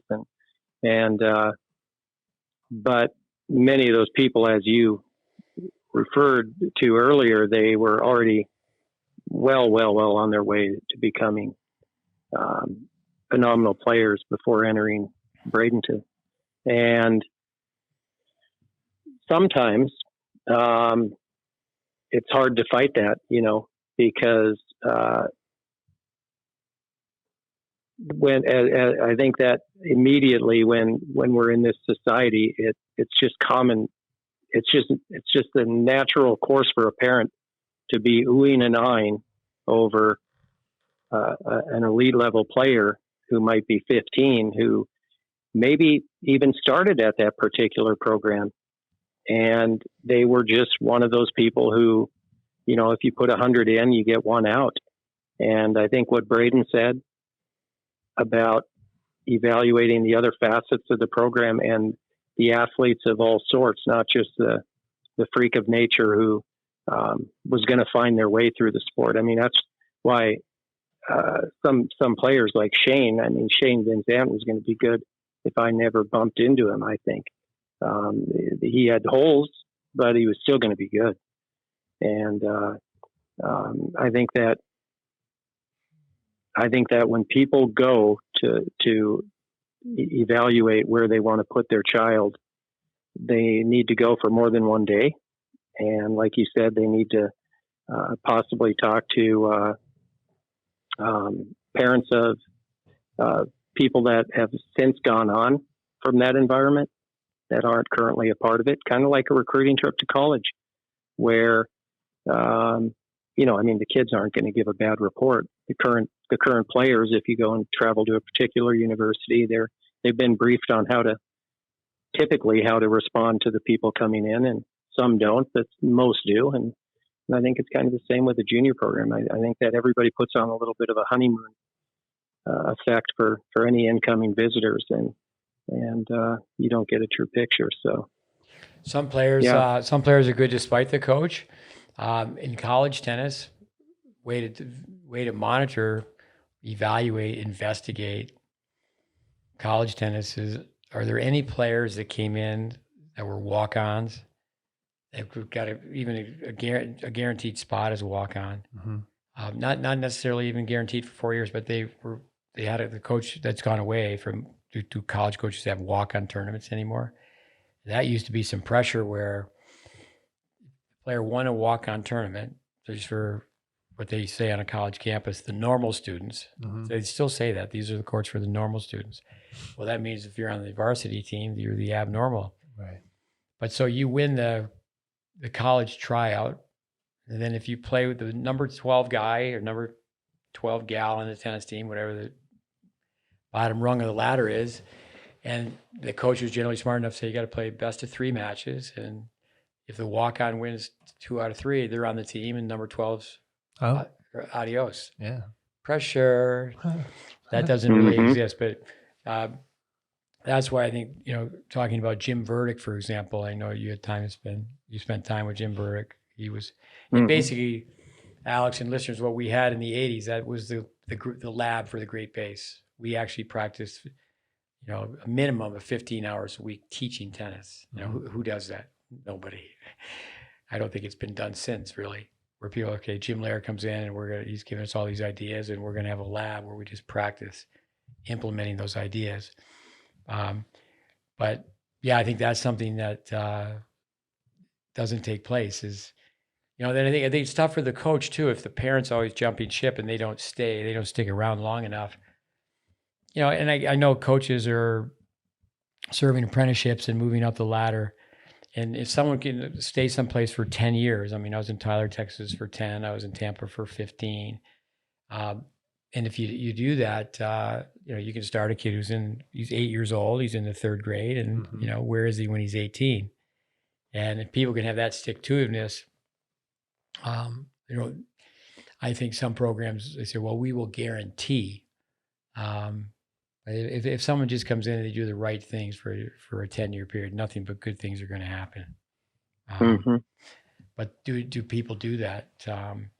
Yeah. So let's go with number 2 in the don'ts. Number 2, don't assume that teachers all understand teaching. Most enter this career without any formal training. Yeah. Number 2. Well, hats off to Alex to be here for 5 weeks. I was talking to Miran Mann, who's been a guest on our podcast, somebody I've known since he was 10 years old, I believe. And now I think he's 40. Yeah. Sounds about right. You correct me, the fact checker. Andre Barbosa will call up Miran and say, are you 40? And I need it. We need fact checking.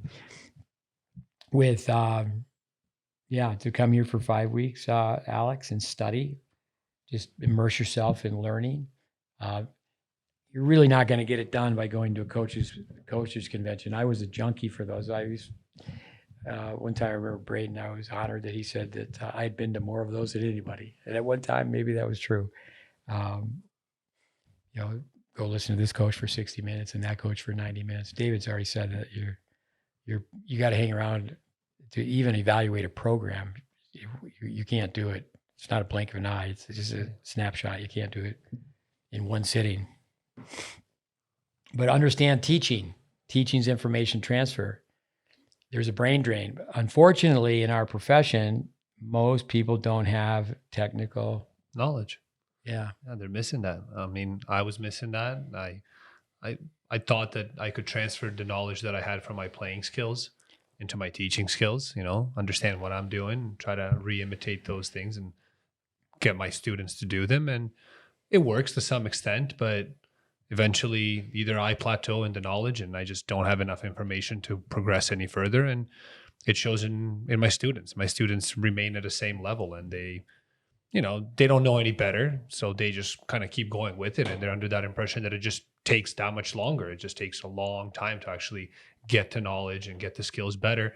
And I myself was stuck in that loop. I was just going back, same drills, same stuff, preaching the same things, till eventually someone called me out and said, you gotta learn this stuff. You gotta understand what you were actually telling these people, because you're just doing the same thing over and over and over again. And Yeah, they might get better, but they're eventually going to stop, and the learning's not going to. They're not going to progress anymore. So Yeah, you certainly can masquerade as a tennis teacher. You can't masquerade, for example, as an accountant. yeah, You can't go to the bank and go, well, yeah, the money's there.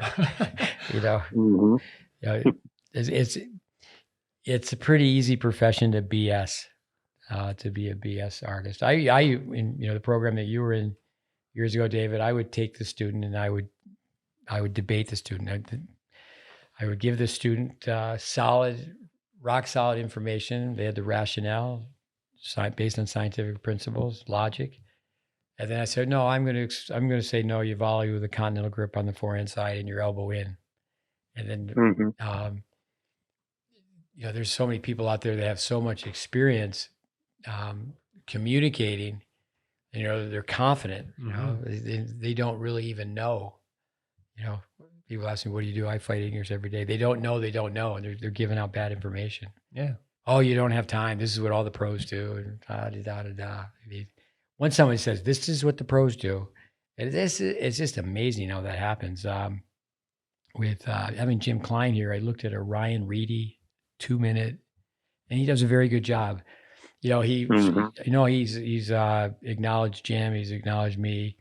And, I think it's great. He's carrying the Vic Braden flag, but he was not, just like Jim was not trained by Vic Braden, and either was Ryan. I mean, certainly a little bit of time, some clinics, especially Jim. But, Jim would be very upfront. Go, no, it's, a weekend here and a weekend there. But he lived the information, but what Jim can do and his understudy Ryan can do is, they're using Vandermeer progressions to teach, Braden methodology or the Van Horn balance method. Andy Fitzell's one. He knows Vic backwards and forwards, and certainly he spent so much time with me now over the years that he knows. We always say, okay, Braden's the Christmas tree, and we have all these ornaments. But the teaching, it's not just the information. What's even more important is the application of the information. for sure. And, that's where it's science and art. So it's not just, just facts. It's like, okay, how do you work a group with, 2 people or 20 people or even more? Yeah, I mean, also when you deliver the information, you as a teacher, you have to be aware, are my students absorbing this information in the right way? Are they going to be able to use it now and later when they go home and practice, or are they just going to do it here and then it's just going to fade away because it wasn't concrete, it didn't stick? So I do think with formal training on number 2, there's Hope College in Michigan, and it's right next to Ferris State. And I've heard people say, well, one program is cannibalizing the other. They're both very small. And then there's Methodist, USTAU, United States Tennis Association University program. There's a lot of good intention, and I still think they're fighting a good fight to try to make that happen. But why don't you talk a little bit about formal training, David? What do you mean by that? Well, I mean, I was lucky.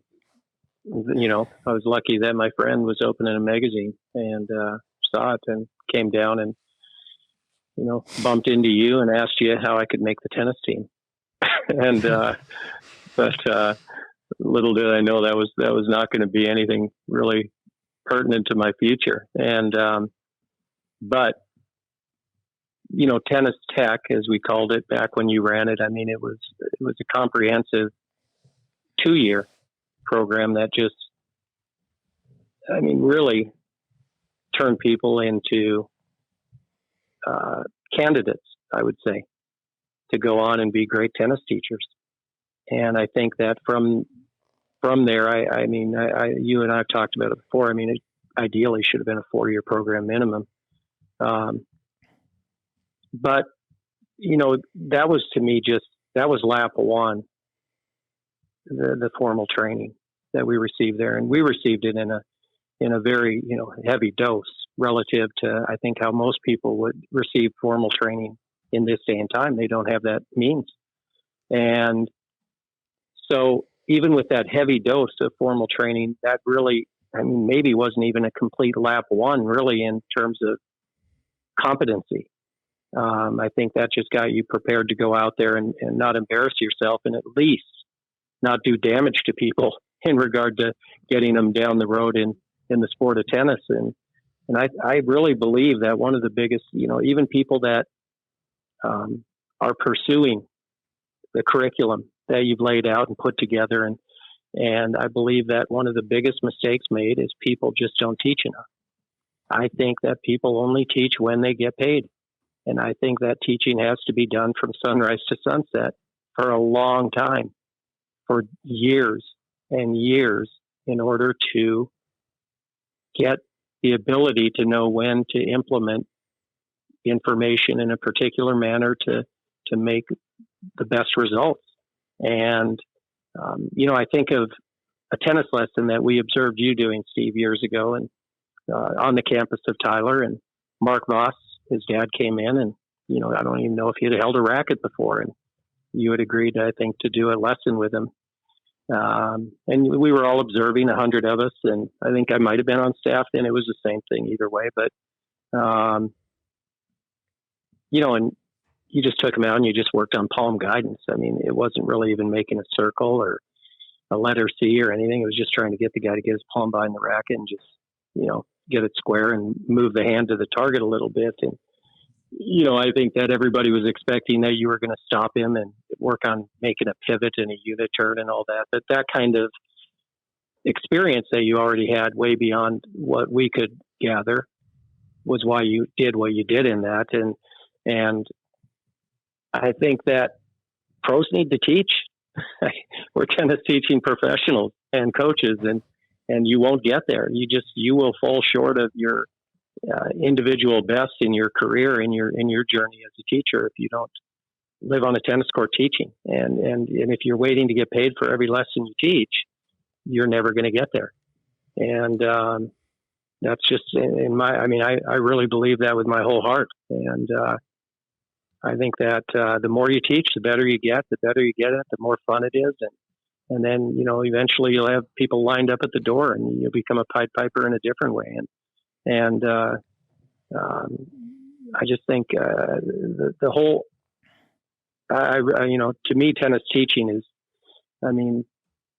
it's a passion and figuring it all out. And, I'm getting a little better at it every day.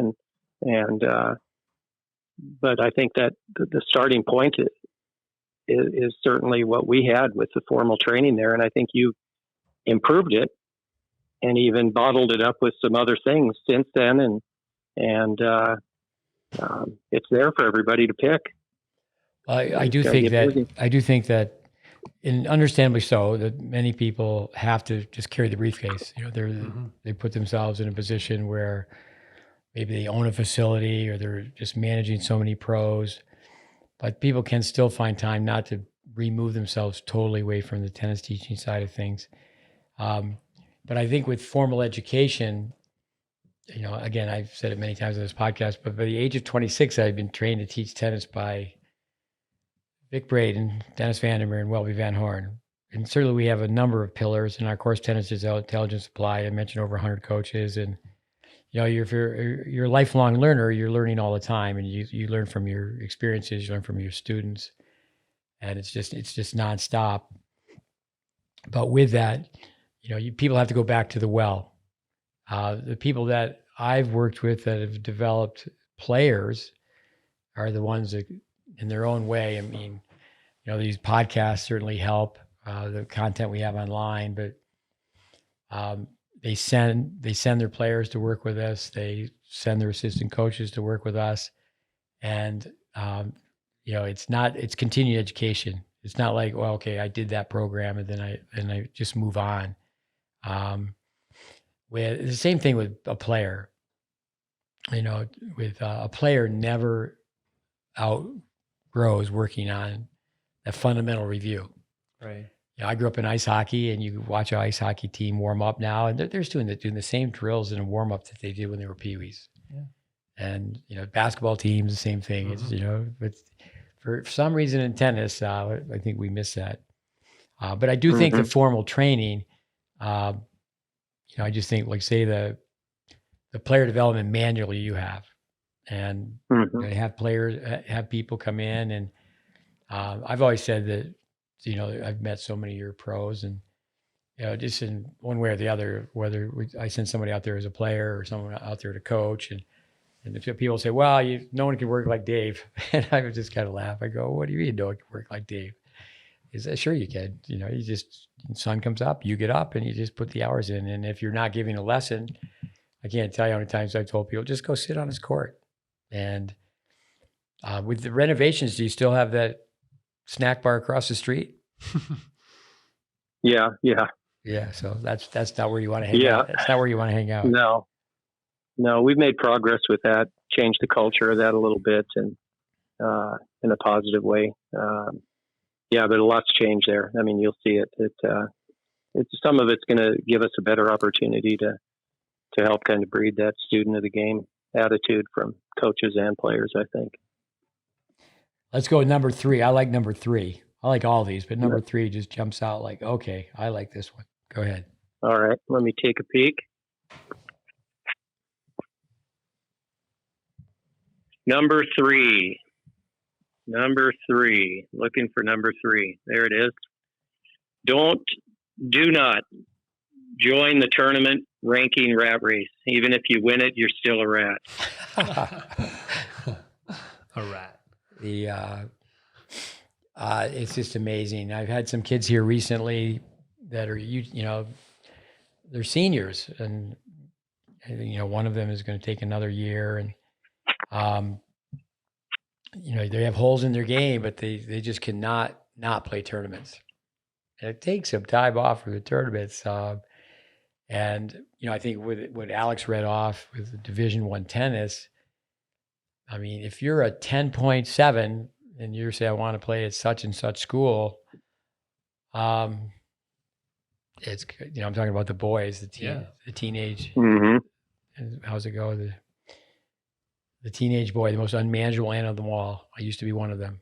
But tell us a little about your thoughts on the rat race, the ranking rat race. I think it's a. I think that, again, to take a little of the heat off the parents, I think the system changing over my lifetime in the sport has made it too tempting for people to join the rat race. You could argue right now it's almost made it critical that they do join the rat race, and from a truly uneducated perspective. And I think that the governing body of tennis in general has hurt the game in that way. And I think if there isn't some changes, in this system, that we're going to continue to feel it. I think that it's just too strong a temptation for people. And, you might get an occasional outlier, 2 out of 10 maybe on a good year. But I think for most people, it's like saying you're going on a diet and, you go to eat at CC's buffet. I don't know if they have them where you are, but and you say you're only going to go eat salad. And I think that's what the temptation is for these people. They just can't do it. I used to, I was in Tampa. I had a place that was not too far from CC's buffet. With, of course, I was working with people putting some hours in, and they could burn those carbs. But with the UTR, there's some positives to the UTR, but people are just obsessed with it.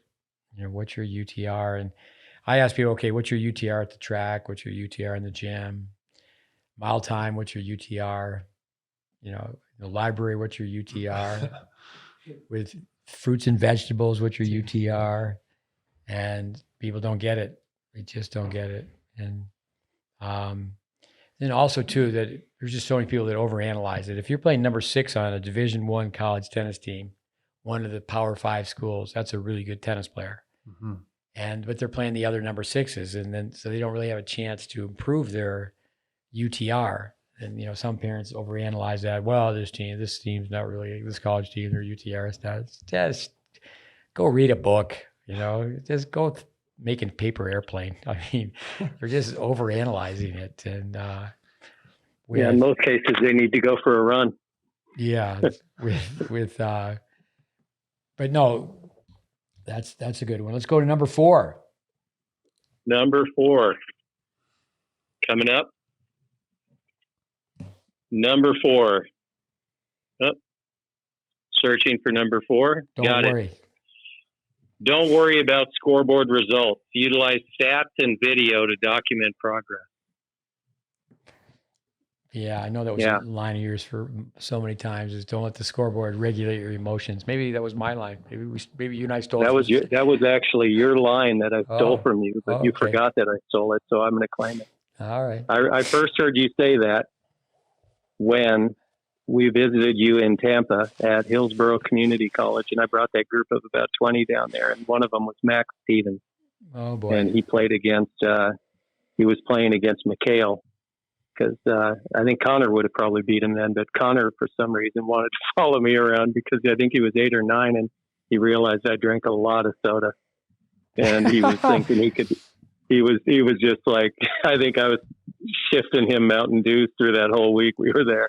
But what was the name? Yeah, McHale. Go ahead. Huh? Go ahead. Wait, what?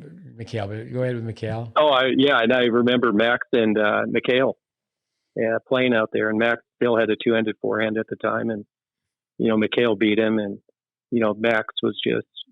I mean, they both were regulated by the scoreboard. McHale was, in my opinion, way better skilled then, but that's when I really first remember you saying to Max, "You should just be regulated by the scoreboard," and he was, and he remained that way for many years. Yeah, McHale. He had the opportunity to work with Braden many times. He could volley, but you know, he just figured out, well, if I go to the net, they could pass me and lob me. But I remember Kayvon Karimi. I think, you know, McHale was like 1 in the 10s in Florida, and Kayvon was 1 in the 12s, and they played a match. And Kayvon's father helped me out. His name is Q, right? Q Karimi, yeah. And so Connor has, you know, airplane goes over and he's going to lose 3 games, and so many fun stories with Connor. One time the umpire kept talking to him. I said, "What was the umpire on to you about?" He said, "Well, he told me I had to put one ball in my pocket." And I said, "Well, why didn't you do it?" He said, "I put my pants on backwards." Another time during a changeover, I said, "Connor, why don't you just throw up some moon balls?" He looked at me, he said, "Is the moon made of cheese?" I said, "Connor, just play any way you want." And but with I remember telling Q, as I said, well, actually, the way both these boys are playing, that you know, they both would beat Connor quite easily right now, but Connor's playing much better tennis than they are because he's having some fun. He's coming to the net and he's trying to hit a volley, trying to hit an overhead. Poor Kayvon, I remember you went to Texas A&M, and cracked the lineup as a freshman, but he struggled. He didn't win too many matches, and Steve Denton sent him to me.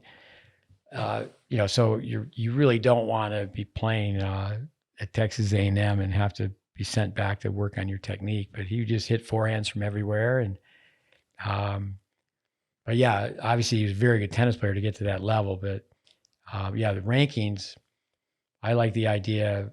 I think we said that on a podcast not too long ago. Andy Fitzell was working with JJ Wolf, and I don't know where JJ got the line, maybe Ty Tucker, but there's only one type of point, WTA point or an ATP point.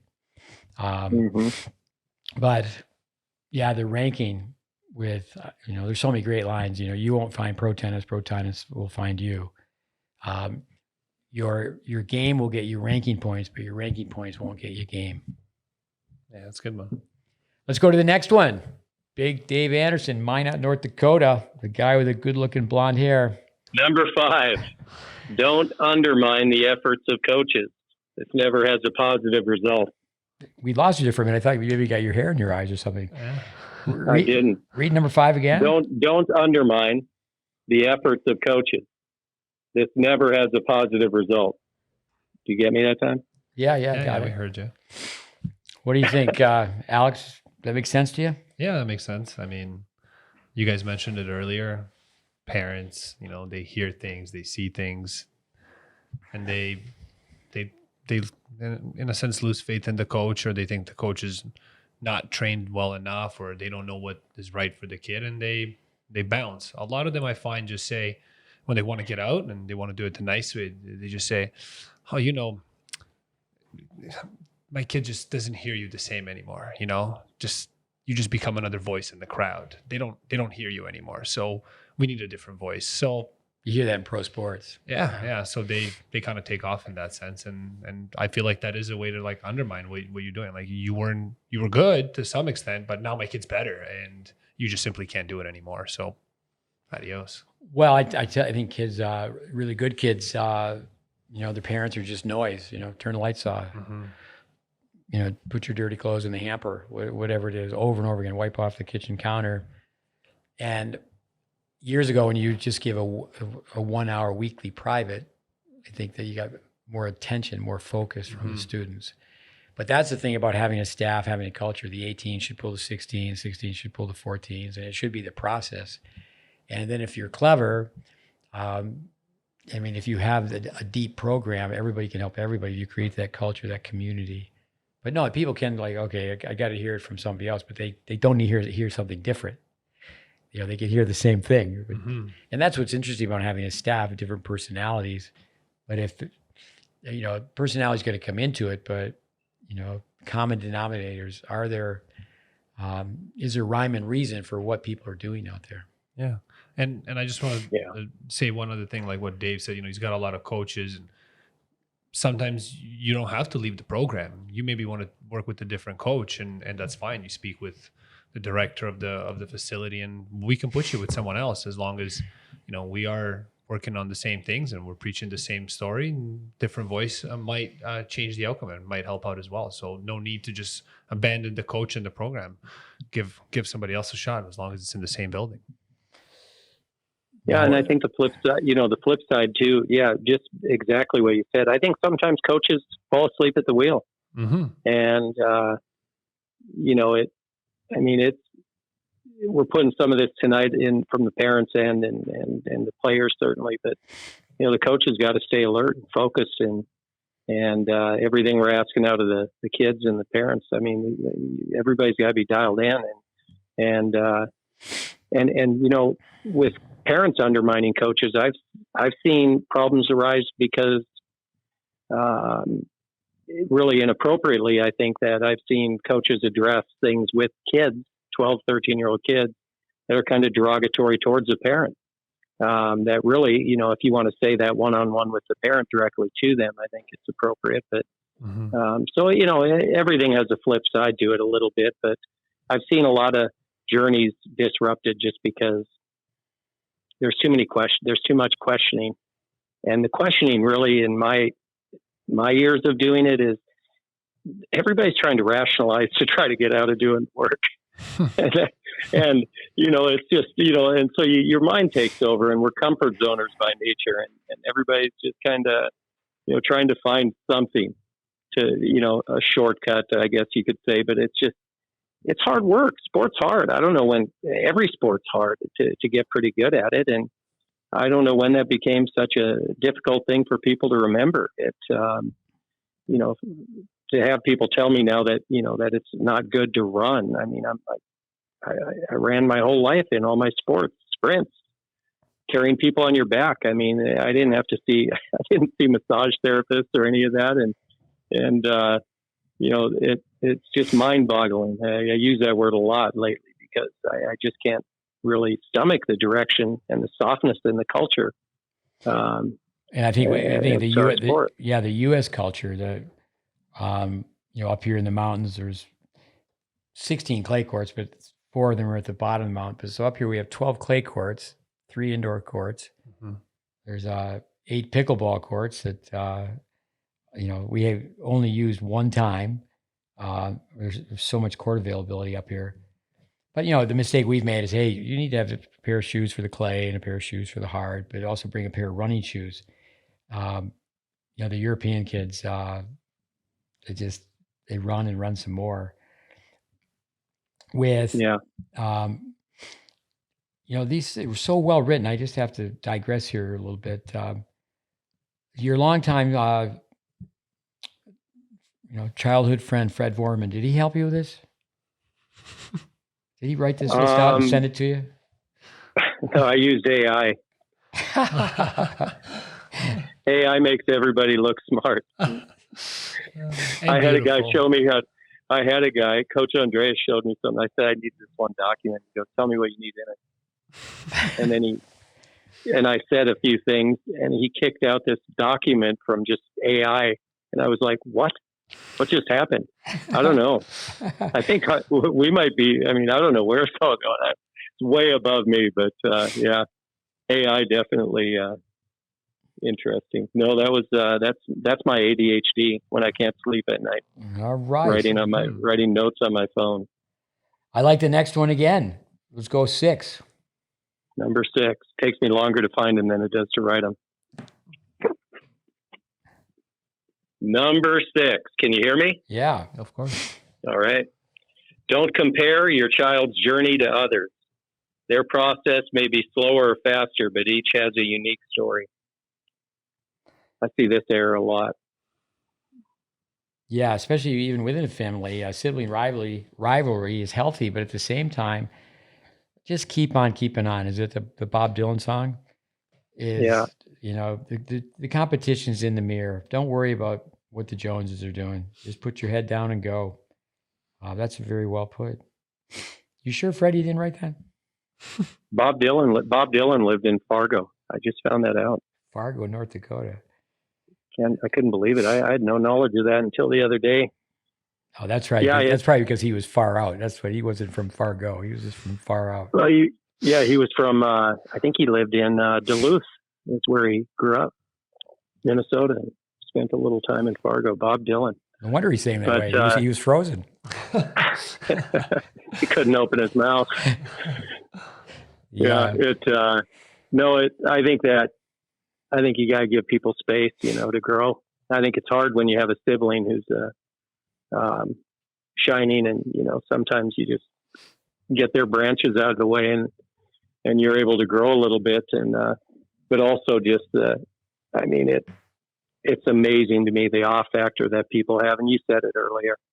Smartest parent is the one of the kid who just won the tournament. And, I've said it for years that you go to a national, and if the number 1 seed is eating yogurt on a changeover, every parent's going back across the country at the end of the tournament and making their coach make their child eat yogurt on a changeover. It's just nonsense. There's no rhyme or reason to it. And, everybody has a great story in them, and we just can't stifle it. We can't let it, stay in. We just got to bring it out. And everybody's got a DK Pearson story. Yeah, I'll tell you that story again. DK Pearson. But here, just one word. I went to this one academy for years training the coaches, and they had 50 key words. And periodically they would change a word. That was a great segment of their philosophy. But the word frozen, Sampras has that in his book, is that some people don't choke. They're frozen. If you're choking, you're in there. You just miss the shot. Some people, they can't even get the ball out of your hand. But David, being from Minot, North Dakota, my father told a story about his grandfather. There was a horse they had, and the horse was out in 20, 30 degrees below zero, and they finally get the horse in, and my father's father goes in the house and he gets a bottle of whiskey, a full bottle of whiskey, and they get the horse and they pour the whiskey down the horse's throat. Right. And next thing you know, the horse is shaking and just, blowing stuff out its ears, out its nose, and the horse survived. And actually, one of the water survivors, only 6 water survivors on the Titanic, and one of them, what's his name? Williams. Richard Williams. Okay. Not the Richard Williams of today, but Richard Williams. And they wanted to amputate his legs, but they asked him how he survived. And when he knew the ship was going down, he said he ate as much food and drank as much booze as he could. Anyway, back to number 7. I always wondered what my dad's secret was. Number 7. It may not be as good as number 6. Let's see. Number 7. You use All it. right. Don't assume. You like that. Don't assume. Don't assume. Don't assume your child will outgrow the need for fundamentals. It never happens. Yeah. Roger Federer, go back to basics. You know, some people, they quit. If they quit tennis, I say, you know, you're not really quitting. You never started. You know, burnout. You know, kids don't burn out. You have to catch on fire to burn out. It's not burnout. It's frustration factor. Yeah. You know, kids have so many holes in their game. And if there's a hole in the boat, you don't put the sail up. You got to fix the hole in the boat. Yeah, I think that's where the other sports background really hurts people too. I mean, if you played on any other, you know, types of, I mean, you played high level of ice hockey, and whether it's that or basketball, I mean, it's just every practice. I mean, we didn't just scrimmage. You know, you just you walked the ball down and you made a pass and you went over and you set a screen and you'd roll out, and I mean, it was just over and over from, you know, third grade all the way up to your senior year, and they do the same thing once you get to college. And I mean, it's just over and over emphasizing getting better and better at skills. I think the word fundamental in our society isn't sexy enough anymore for people. I think that it the connotation in their brain, it sends a message that it's beginner, and they don't embrace it like they should, where, you know, it's really, and that's why I like skill acquisition. I mean, it's just, that's all it is. It is fundamentals, and the great athletes have no problem saying the word fundamentals, but people that are in the middle stages seem to shy away from that word for some reason. I've always said, okay, tennis teachers, let's agree that we need to have a form tournament. This is the body balance positions. These are the checkpoints, and then have a target tournament. And I have a young player here from Montreal, and I said, all right, I'll play you today. And they have to serve. If they get the serve in, then I feed them 6 balls, and they have to go through the version of the tiebreaker test. So they got hit, and then I can do it where what I was doing with him is just courtesy feed, 30 miles per hour, predictable, and just have to get the ball over the service line. Mm-hmm. So I said, well, you know, I've been doing that drill for a long time. And I said, not too long ago, I did it with Mackenzie McDonald, who's obviously people know, I think he's been top 50 in the world. Man, and that guy's got a big set of calves. And during the pandemic, through Matt Clore, who's done a lot of things with this. So Mackenzie McDonald's at our place for 3 weeks. And I said, okay, McDonald, you and me, I'll beat you. And I can crank a feed. Mm-hmm. You know, most people never see me feed a ball because I'm not working with people who can hit a ball. I got to teach them to hit a ball before I feed a ball. So we're going to toss and tap and double hit. So anyway, I got ahead of them. I was cranking it, and I was doing my best imitation of Mr. Hopman, Robert Lansdorp. That guy can play, you know. So, okay, he made him not have the best serve in the world, but he's getting the serve in. Mm-hmm. And we can do it where, okay, your serve's got to hit the fence. And then if it doesn't, you don't get the serve in, it doesn't hit the fence 3 feet up, I'm up 15 love. Right. And, you know, he adjusted to my feet. He had a huge smile on his face. We lost the court, but he won. And in the second set, I thought my arm was going to fall off. I was just cranking these balls. But I got the players' attention. I was sharing the other day. I said, yeah, recently I did this with Mackenzie McDonald, and I'm just cranking the ball. And, you know, he had to adjust a little bit, but, you know, he had a lot of fun winning because, I mean, I was just ripping the ball to one corner, ripping the ball to the other corner. And if anybody watches him play, he runs like a gazelle. Oh, he can do that. He can do that corner to corner. He's faster than fast. Mm-hmm. But then when people come in and they say, okay, I'm going to just rip a ball, and they got to square that volley up, and, you know, they've got to keep it in the court. But anyway, number 8. Let's go on. Number 8. He was fundamentally sound to win that drill. Number 8. Don't negotiate with your child on practice. Kids are clever manipulators and will play parents like a violin. Yeah, for sure. We talked about people listening to our podcast. If you're just tuning in for the first time, go back and listen to one on the Myers-Briggs personality test and all the work John Niednagel's done. I did that with Andy Fitzell. And opposites attract. You know, the extrovert marries the introvert. Mm-hmm. And, my parents, my mother was a ENFP, father was an ISTJ. And, I can remember like cowboys who used to want to sleep outside. And would always ask my father, and he'd say, okay. And then finally he got the word that I had to ask my mother.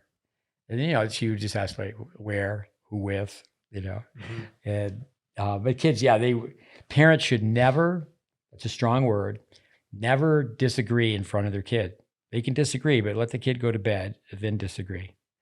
Because the kids will hear both, and it's like ping pong. The mom says this, the dad says this. It's back and forth, like the ping pong ball back and forth. And the kid becomes the master manipulator. They work one against the other. The violin, Yeah, definitely.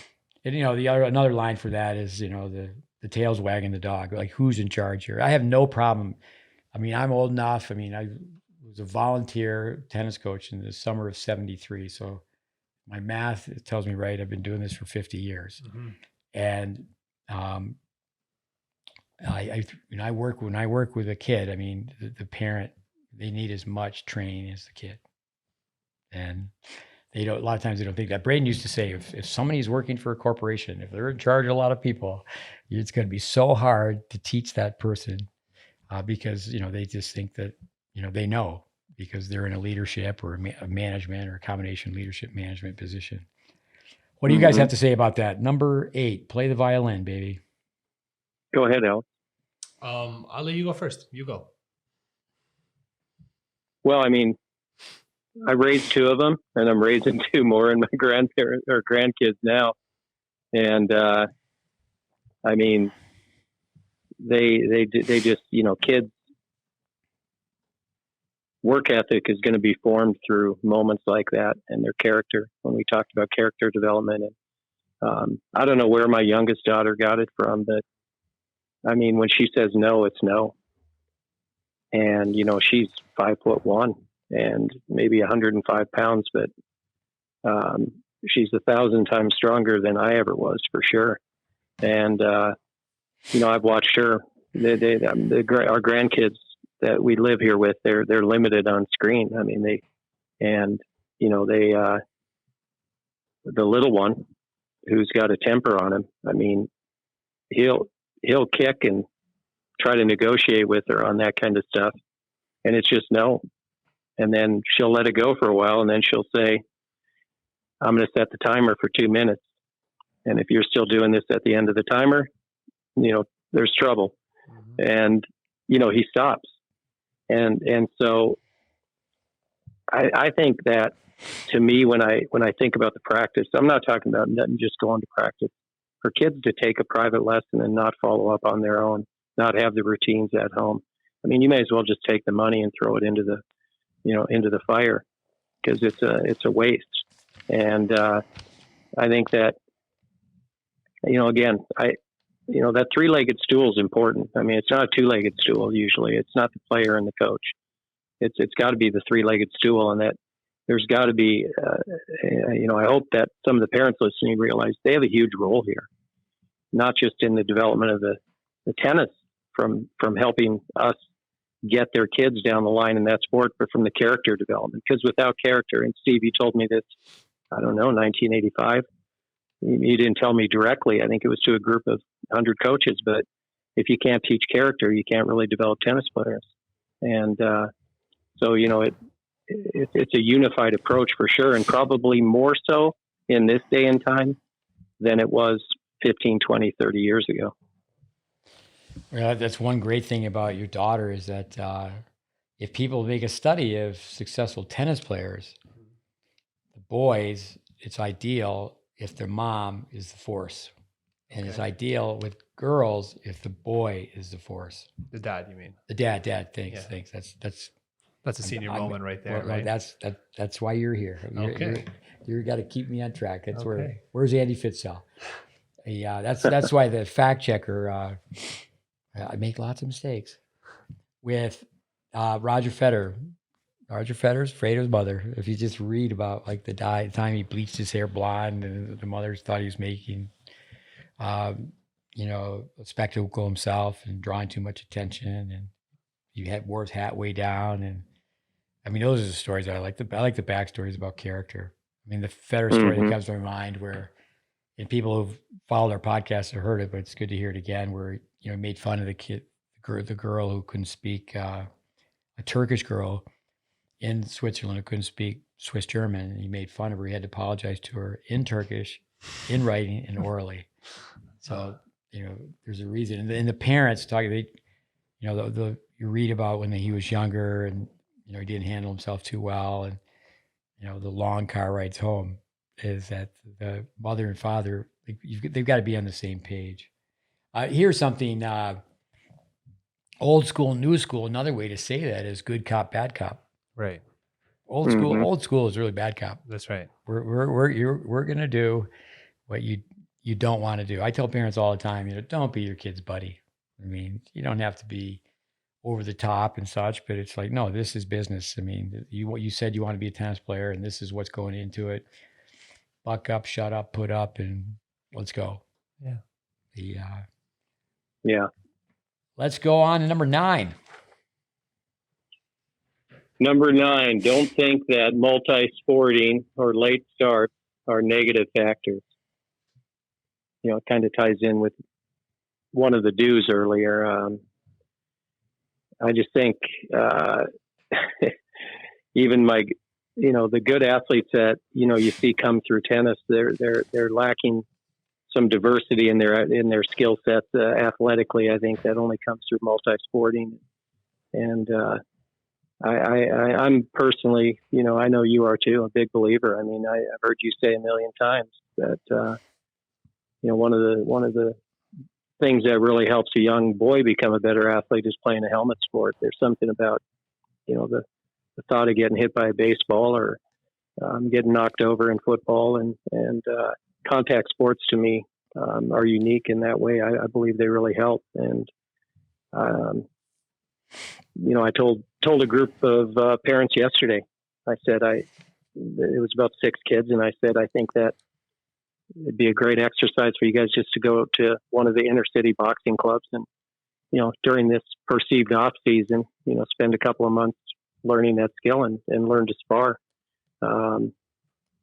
There's something good that comes out of it. And late starts, to me, I think that's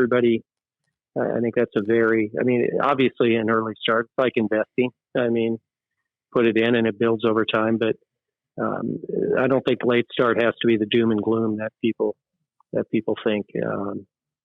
There's room for everybody to play the sport, and oftentimes that late start athlete makes the greatest stories, I think, from a coaching standpoint. I've hired boxers before. I've taken kids to the gym to watch boxers. I know when we ran this program where formal training for tennis coaches, it would be watching movies. And there was one for wrestling. And I know Craig Tiley, when he was at Illinois, he did this, but he got the idea from the movie that we assigned to all the tennis tech students. So he took the tennis team, and wrestling's really been beat up with this Title IX, non-revenue male sport. A lot of these schools have dropped wrestling. But so the tennis team, they're on their knees and they're, up at attention, but on their knees, and their arms are behind their back. And the wrestling coach just said to them, one of you guys talk or one of you guys just smirk. You're out here on the mat and we're going to make it hurt. And they're just in there. Why, just for tennis kids, just to be around other sports, going up. That was Vision Quest. There you go. You were a good student, Anderson. Vision Quest. You must have got an A in that, on that paper.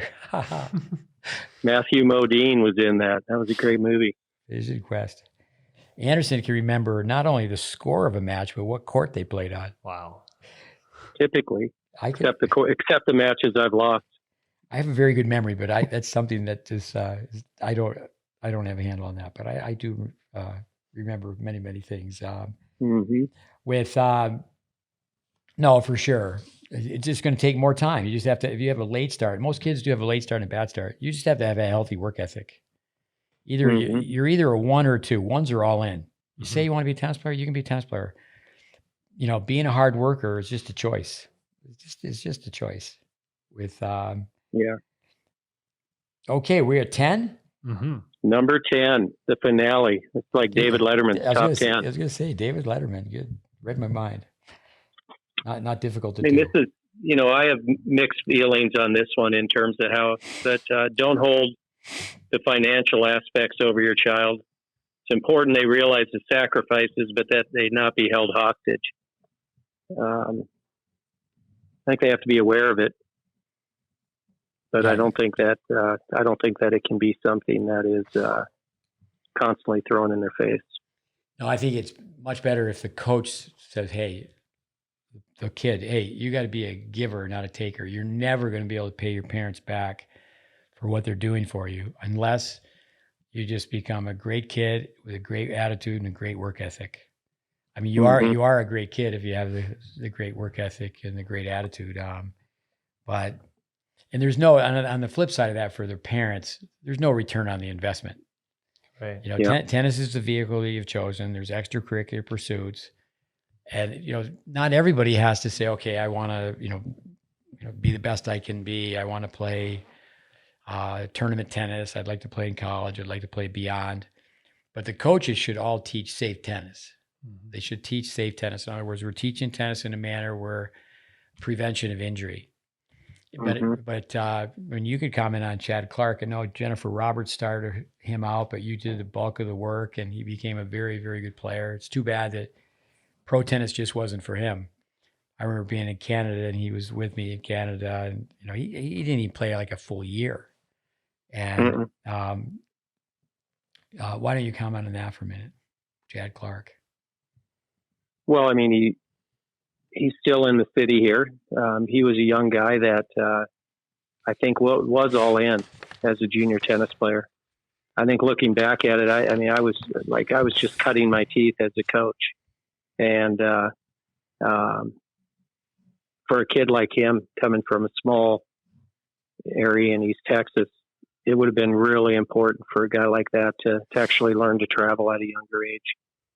So he could have learned to travel well at a young age and get more exposure, not for the reasons that most people do it. But I think that's ultimately, he was such a homebody that I don't think the tour I think it just didn't appeal to him much because of that. Well, then also too is that, he went to Texas and, Austin is Austin. Everybody loves Austin. And, he based himself in Austin and, he's off the tour and he's hitting golf balls with guys he played college tennis with. And he hired somebody who wasn't much older than him initially, but he was a recreational player. His mother said, "Hey, I want you to do something a little bit more than baseball." I mean, Jim Courier, they're both redheads, and Jim Courier was a baseball player, but the story goes, I think he was number 2 in Florida in the 12s. He goes, "Well, I knew I wasn't the second best baseball player," and most people do end up choosing the sport that they're best at. But someone can start in recreational tennis. That if they're taught really well, there's so many things. If someone's taught to hit a 2-handed backhand really well, it's not that difficult to convert to a one-hander. If they have the right grip, right swing, right fundamentals. Pete Sampras, Stefan Edberg were like that, where two-handers became one-handers. And but yeah, that recreational tennis. Let's go over number 10 one more time, because there's going to be a quiz, Alex, and you're going to have to take the quiz. Only the young guys have to take the quiz. Old guys like Anderson and I, we don't have to take the quiz. Okay, fair enough. Number 10, one more time. Yeah, it's got to go. Don't hold the financial aspect over your child. It's important they realize the sacrifices, but not be held hostage.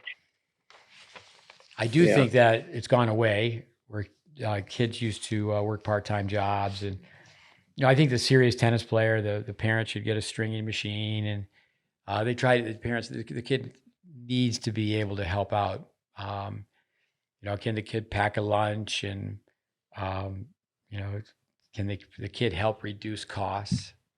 There's ways to do that. Maybe it's nominal, but the thing is that let's cut corners here. Let's pack our lunch instead of going out to lunch. I mean, most tennis kids, from my experience, they go out to lunch every day. I mean, the homeschoolers, it's like, let's just charge lunch. It's just $10 lunch, or now it's more like $15. I know some kids. That's amazing, isn't it? Some kids, Chipotle's their middle name. Yeah, Chipotle. Oh, DK Pearson. You mentioned DK Pearson very quickly. Yeah. Politics. Went to Tyler Junior College. I was in, I went and I was in charge of the curriculum. It had to be revised. And it was just because of the president of the board of trustees. And I didn't even realize that at the time. He made it happen. He was the boss of the boss. So, the coach, there's 3 coaches when I was there. The coach at one time, one of those 3 coaches said, "Hey, if you're in the tennis tech program, you can't be on the team." Mm-hmm. So a kid came from Illinois and he really wanted to be a tennis player, and he's there. And he didn't even get a tryout. And I said, "Well, you can stay here 1 semester, you could transfer, but what you could do, you came here to learn how to teach tennis. You could stay here and just work on your game." And he didn't get an opportunity to play on the team. Mm-hmm.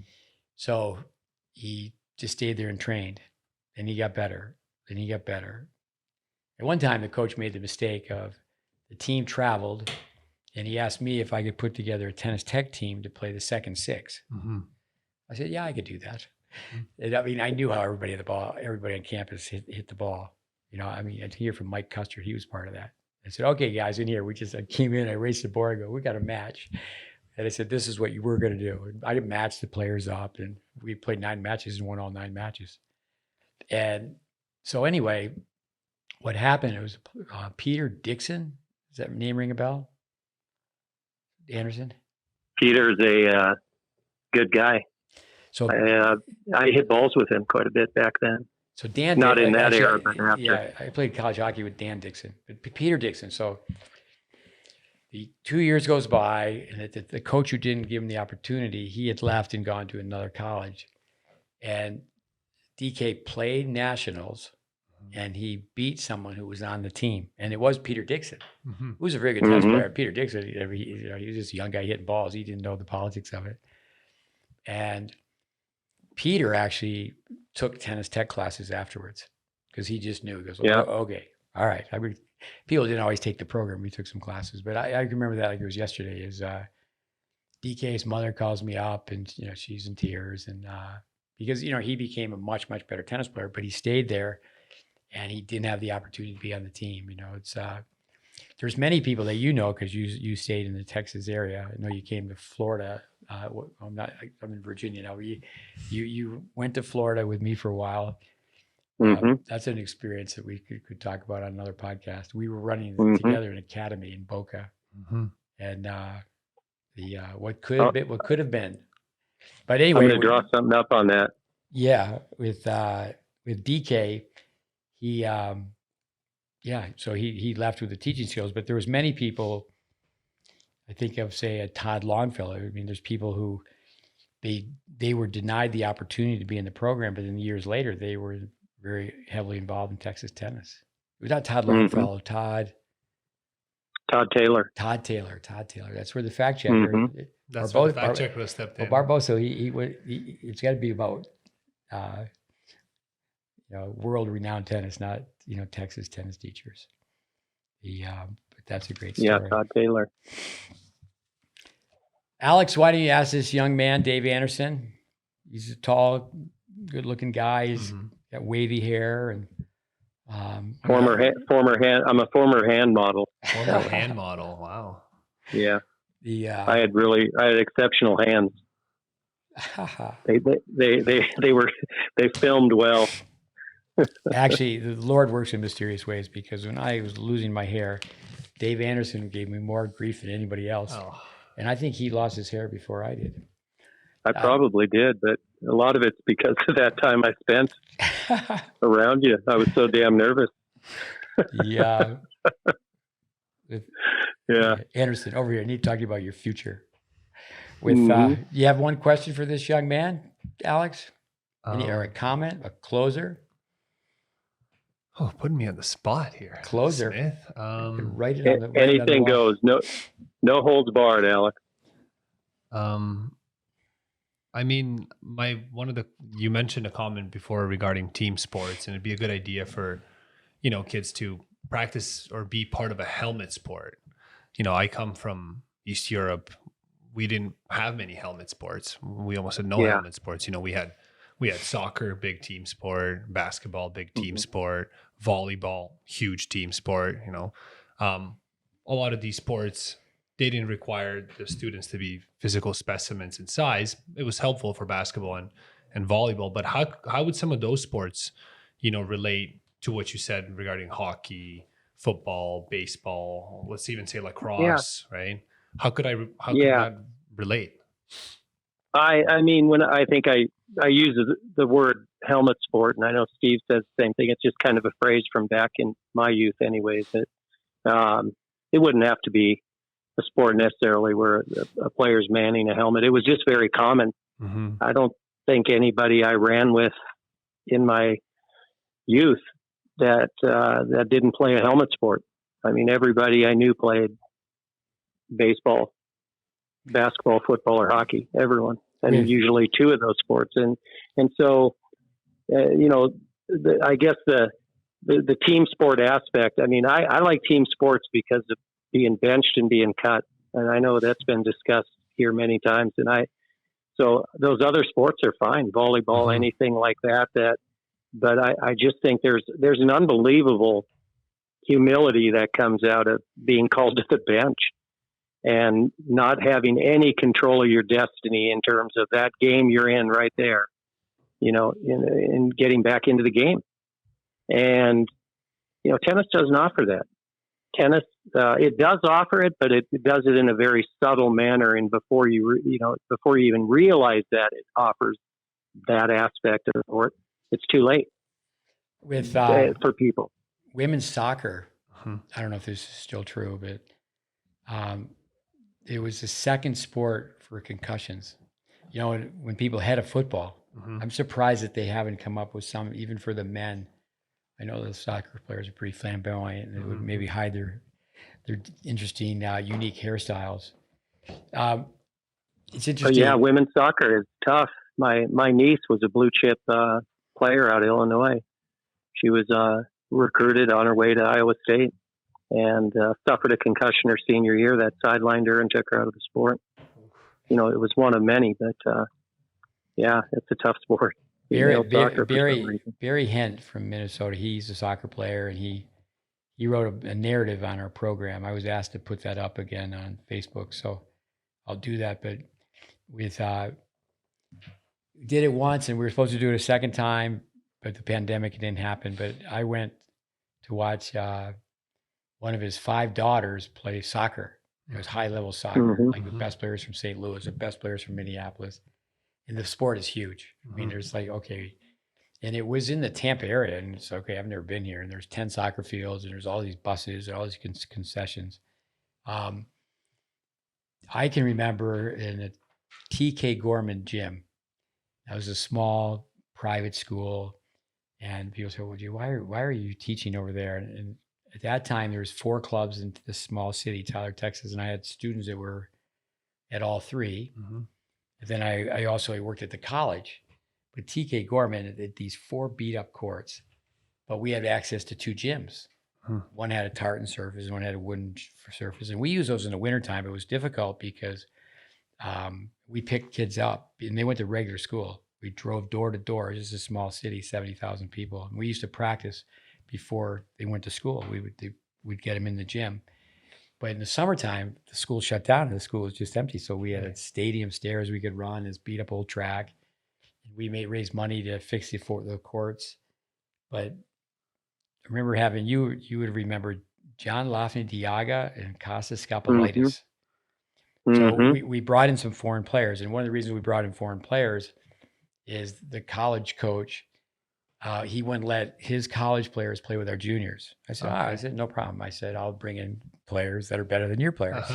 So I remember I had 3 apartments, and it was a war that we couldn't win, but we fought the war anyway. So we played, and by the time I left, we had girls that could beat girls on the team. We didn't have boys who could beat boys on the team, but we had boys that were going to a higher level. And that was the second year the second 5 years of a 10-year program.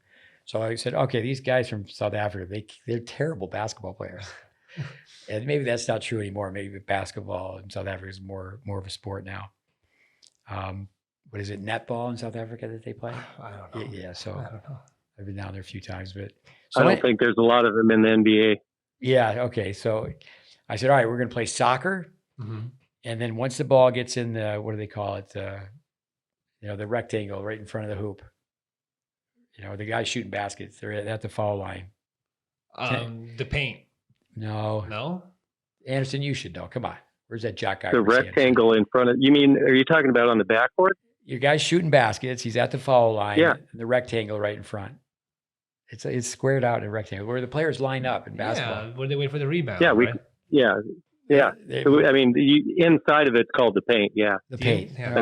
That's Okay, I thought there was another term for it, but anyway, so once the ball went in that area, and Diaga and Scapoleas, they're both really tall guys, and it's a long time ago. But what happened is it became rugby. It was supposed to be just soccer, and then once the ball went in that rectangular area, it was going to be basketball. Then you could pick it up, and that's how you score. Sure. But once it went in that area, people just dove for it, and then it became a really good sport because there was contact. I mean, they were just diving and pulling and yanking the ball yeah, out of hands.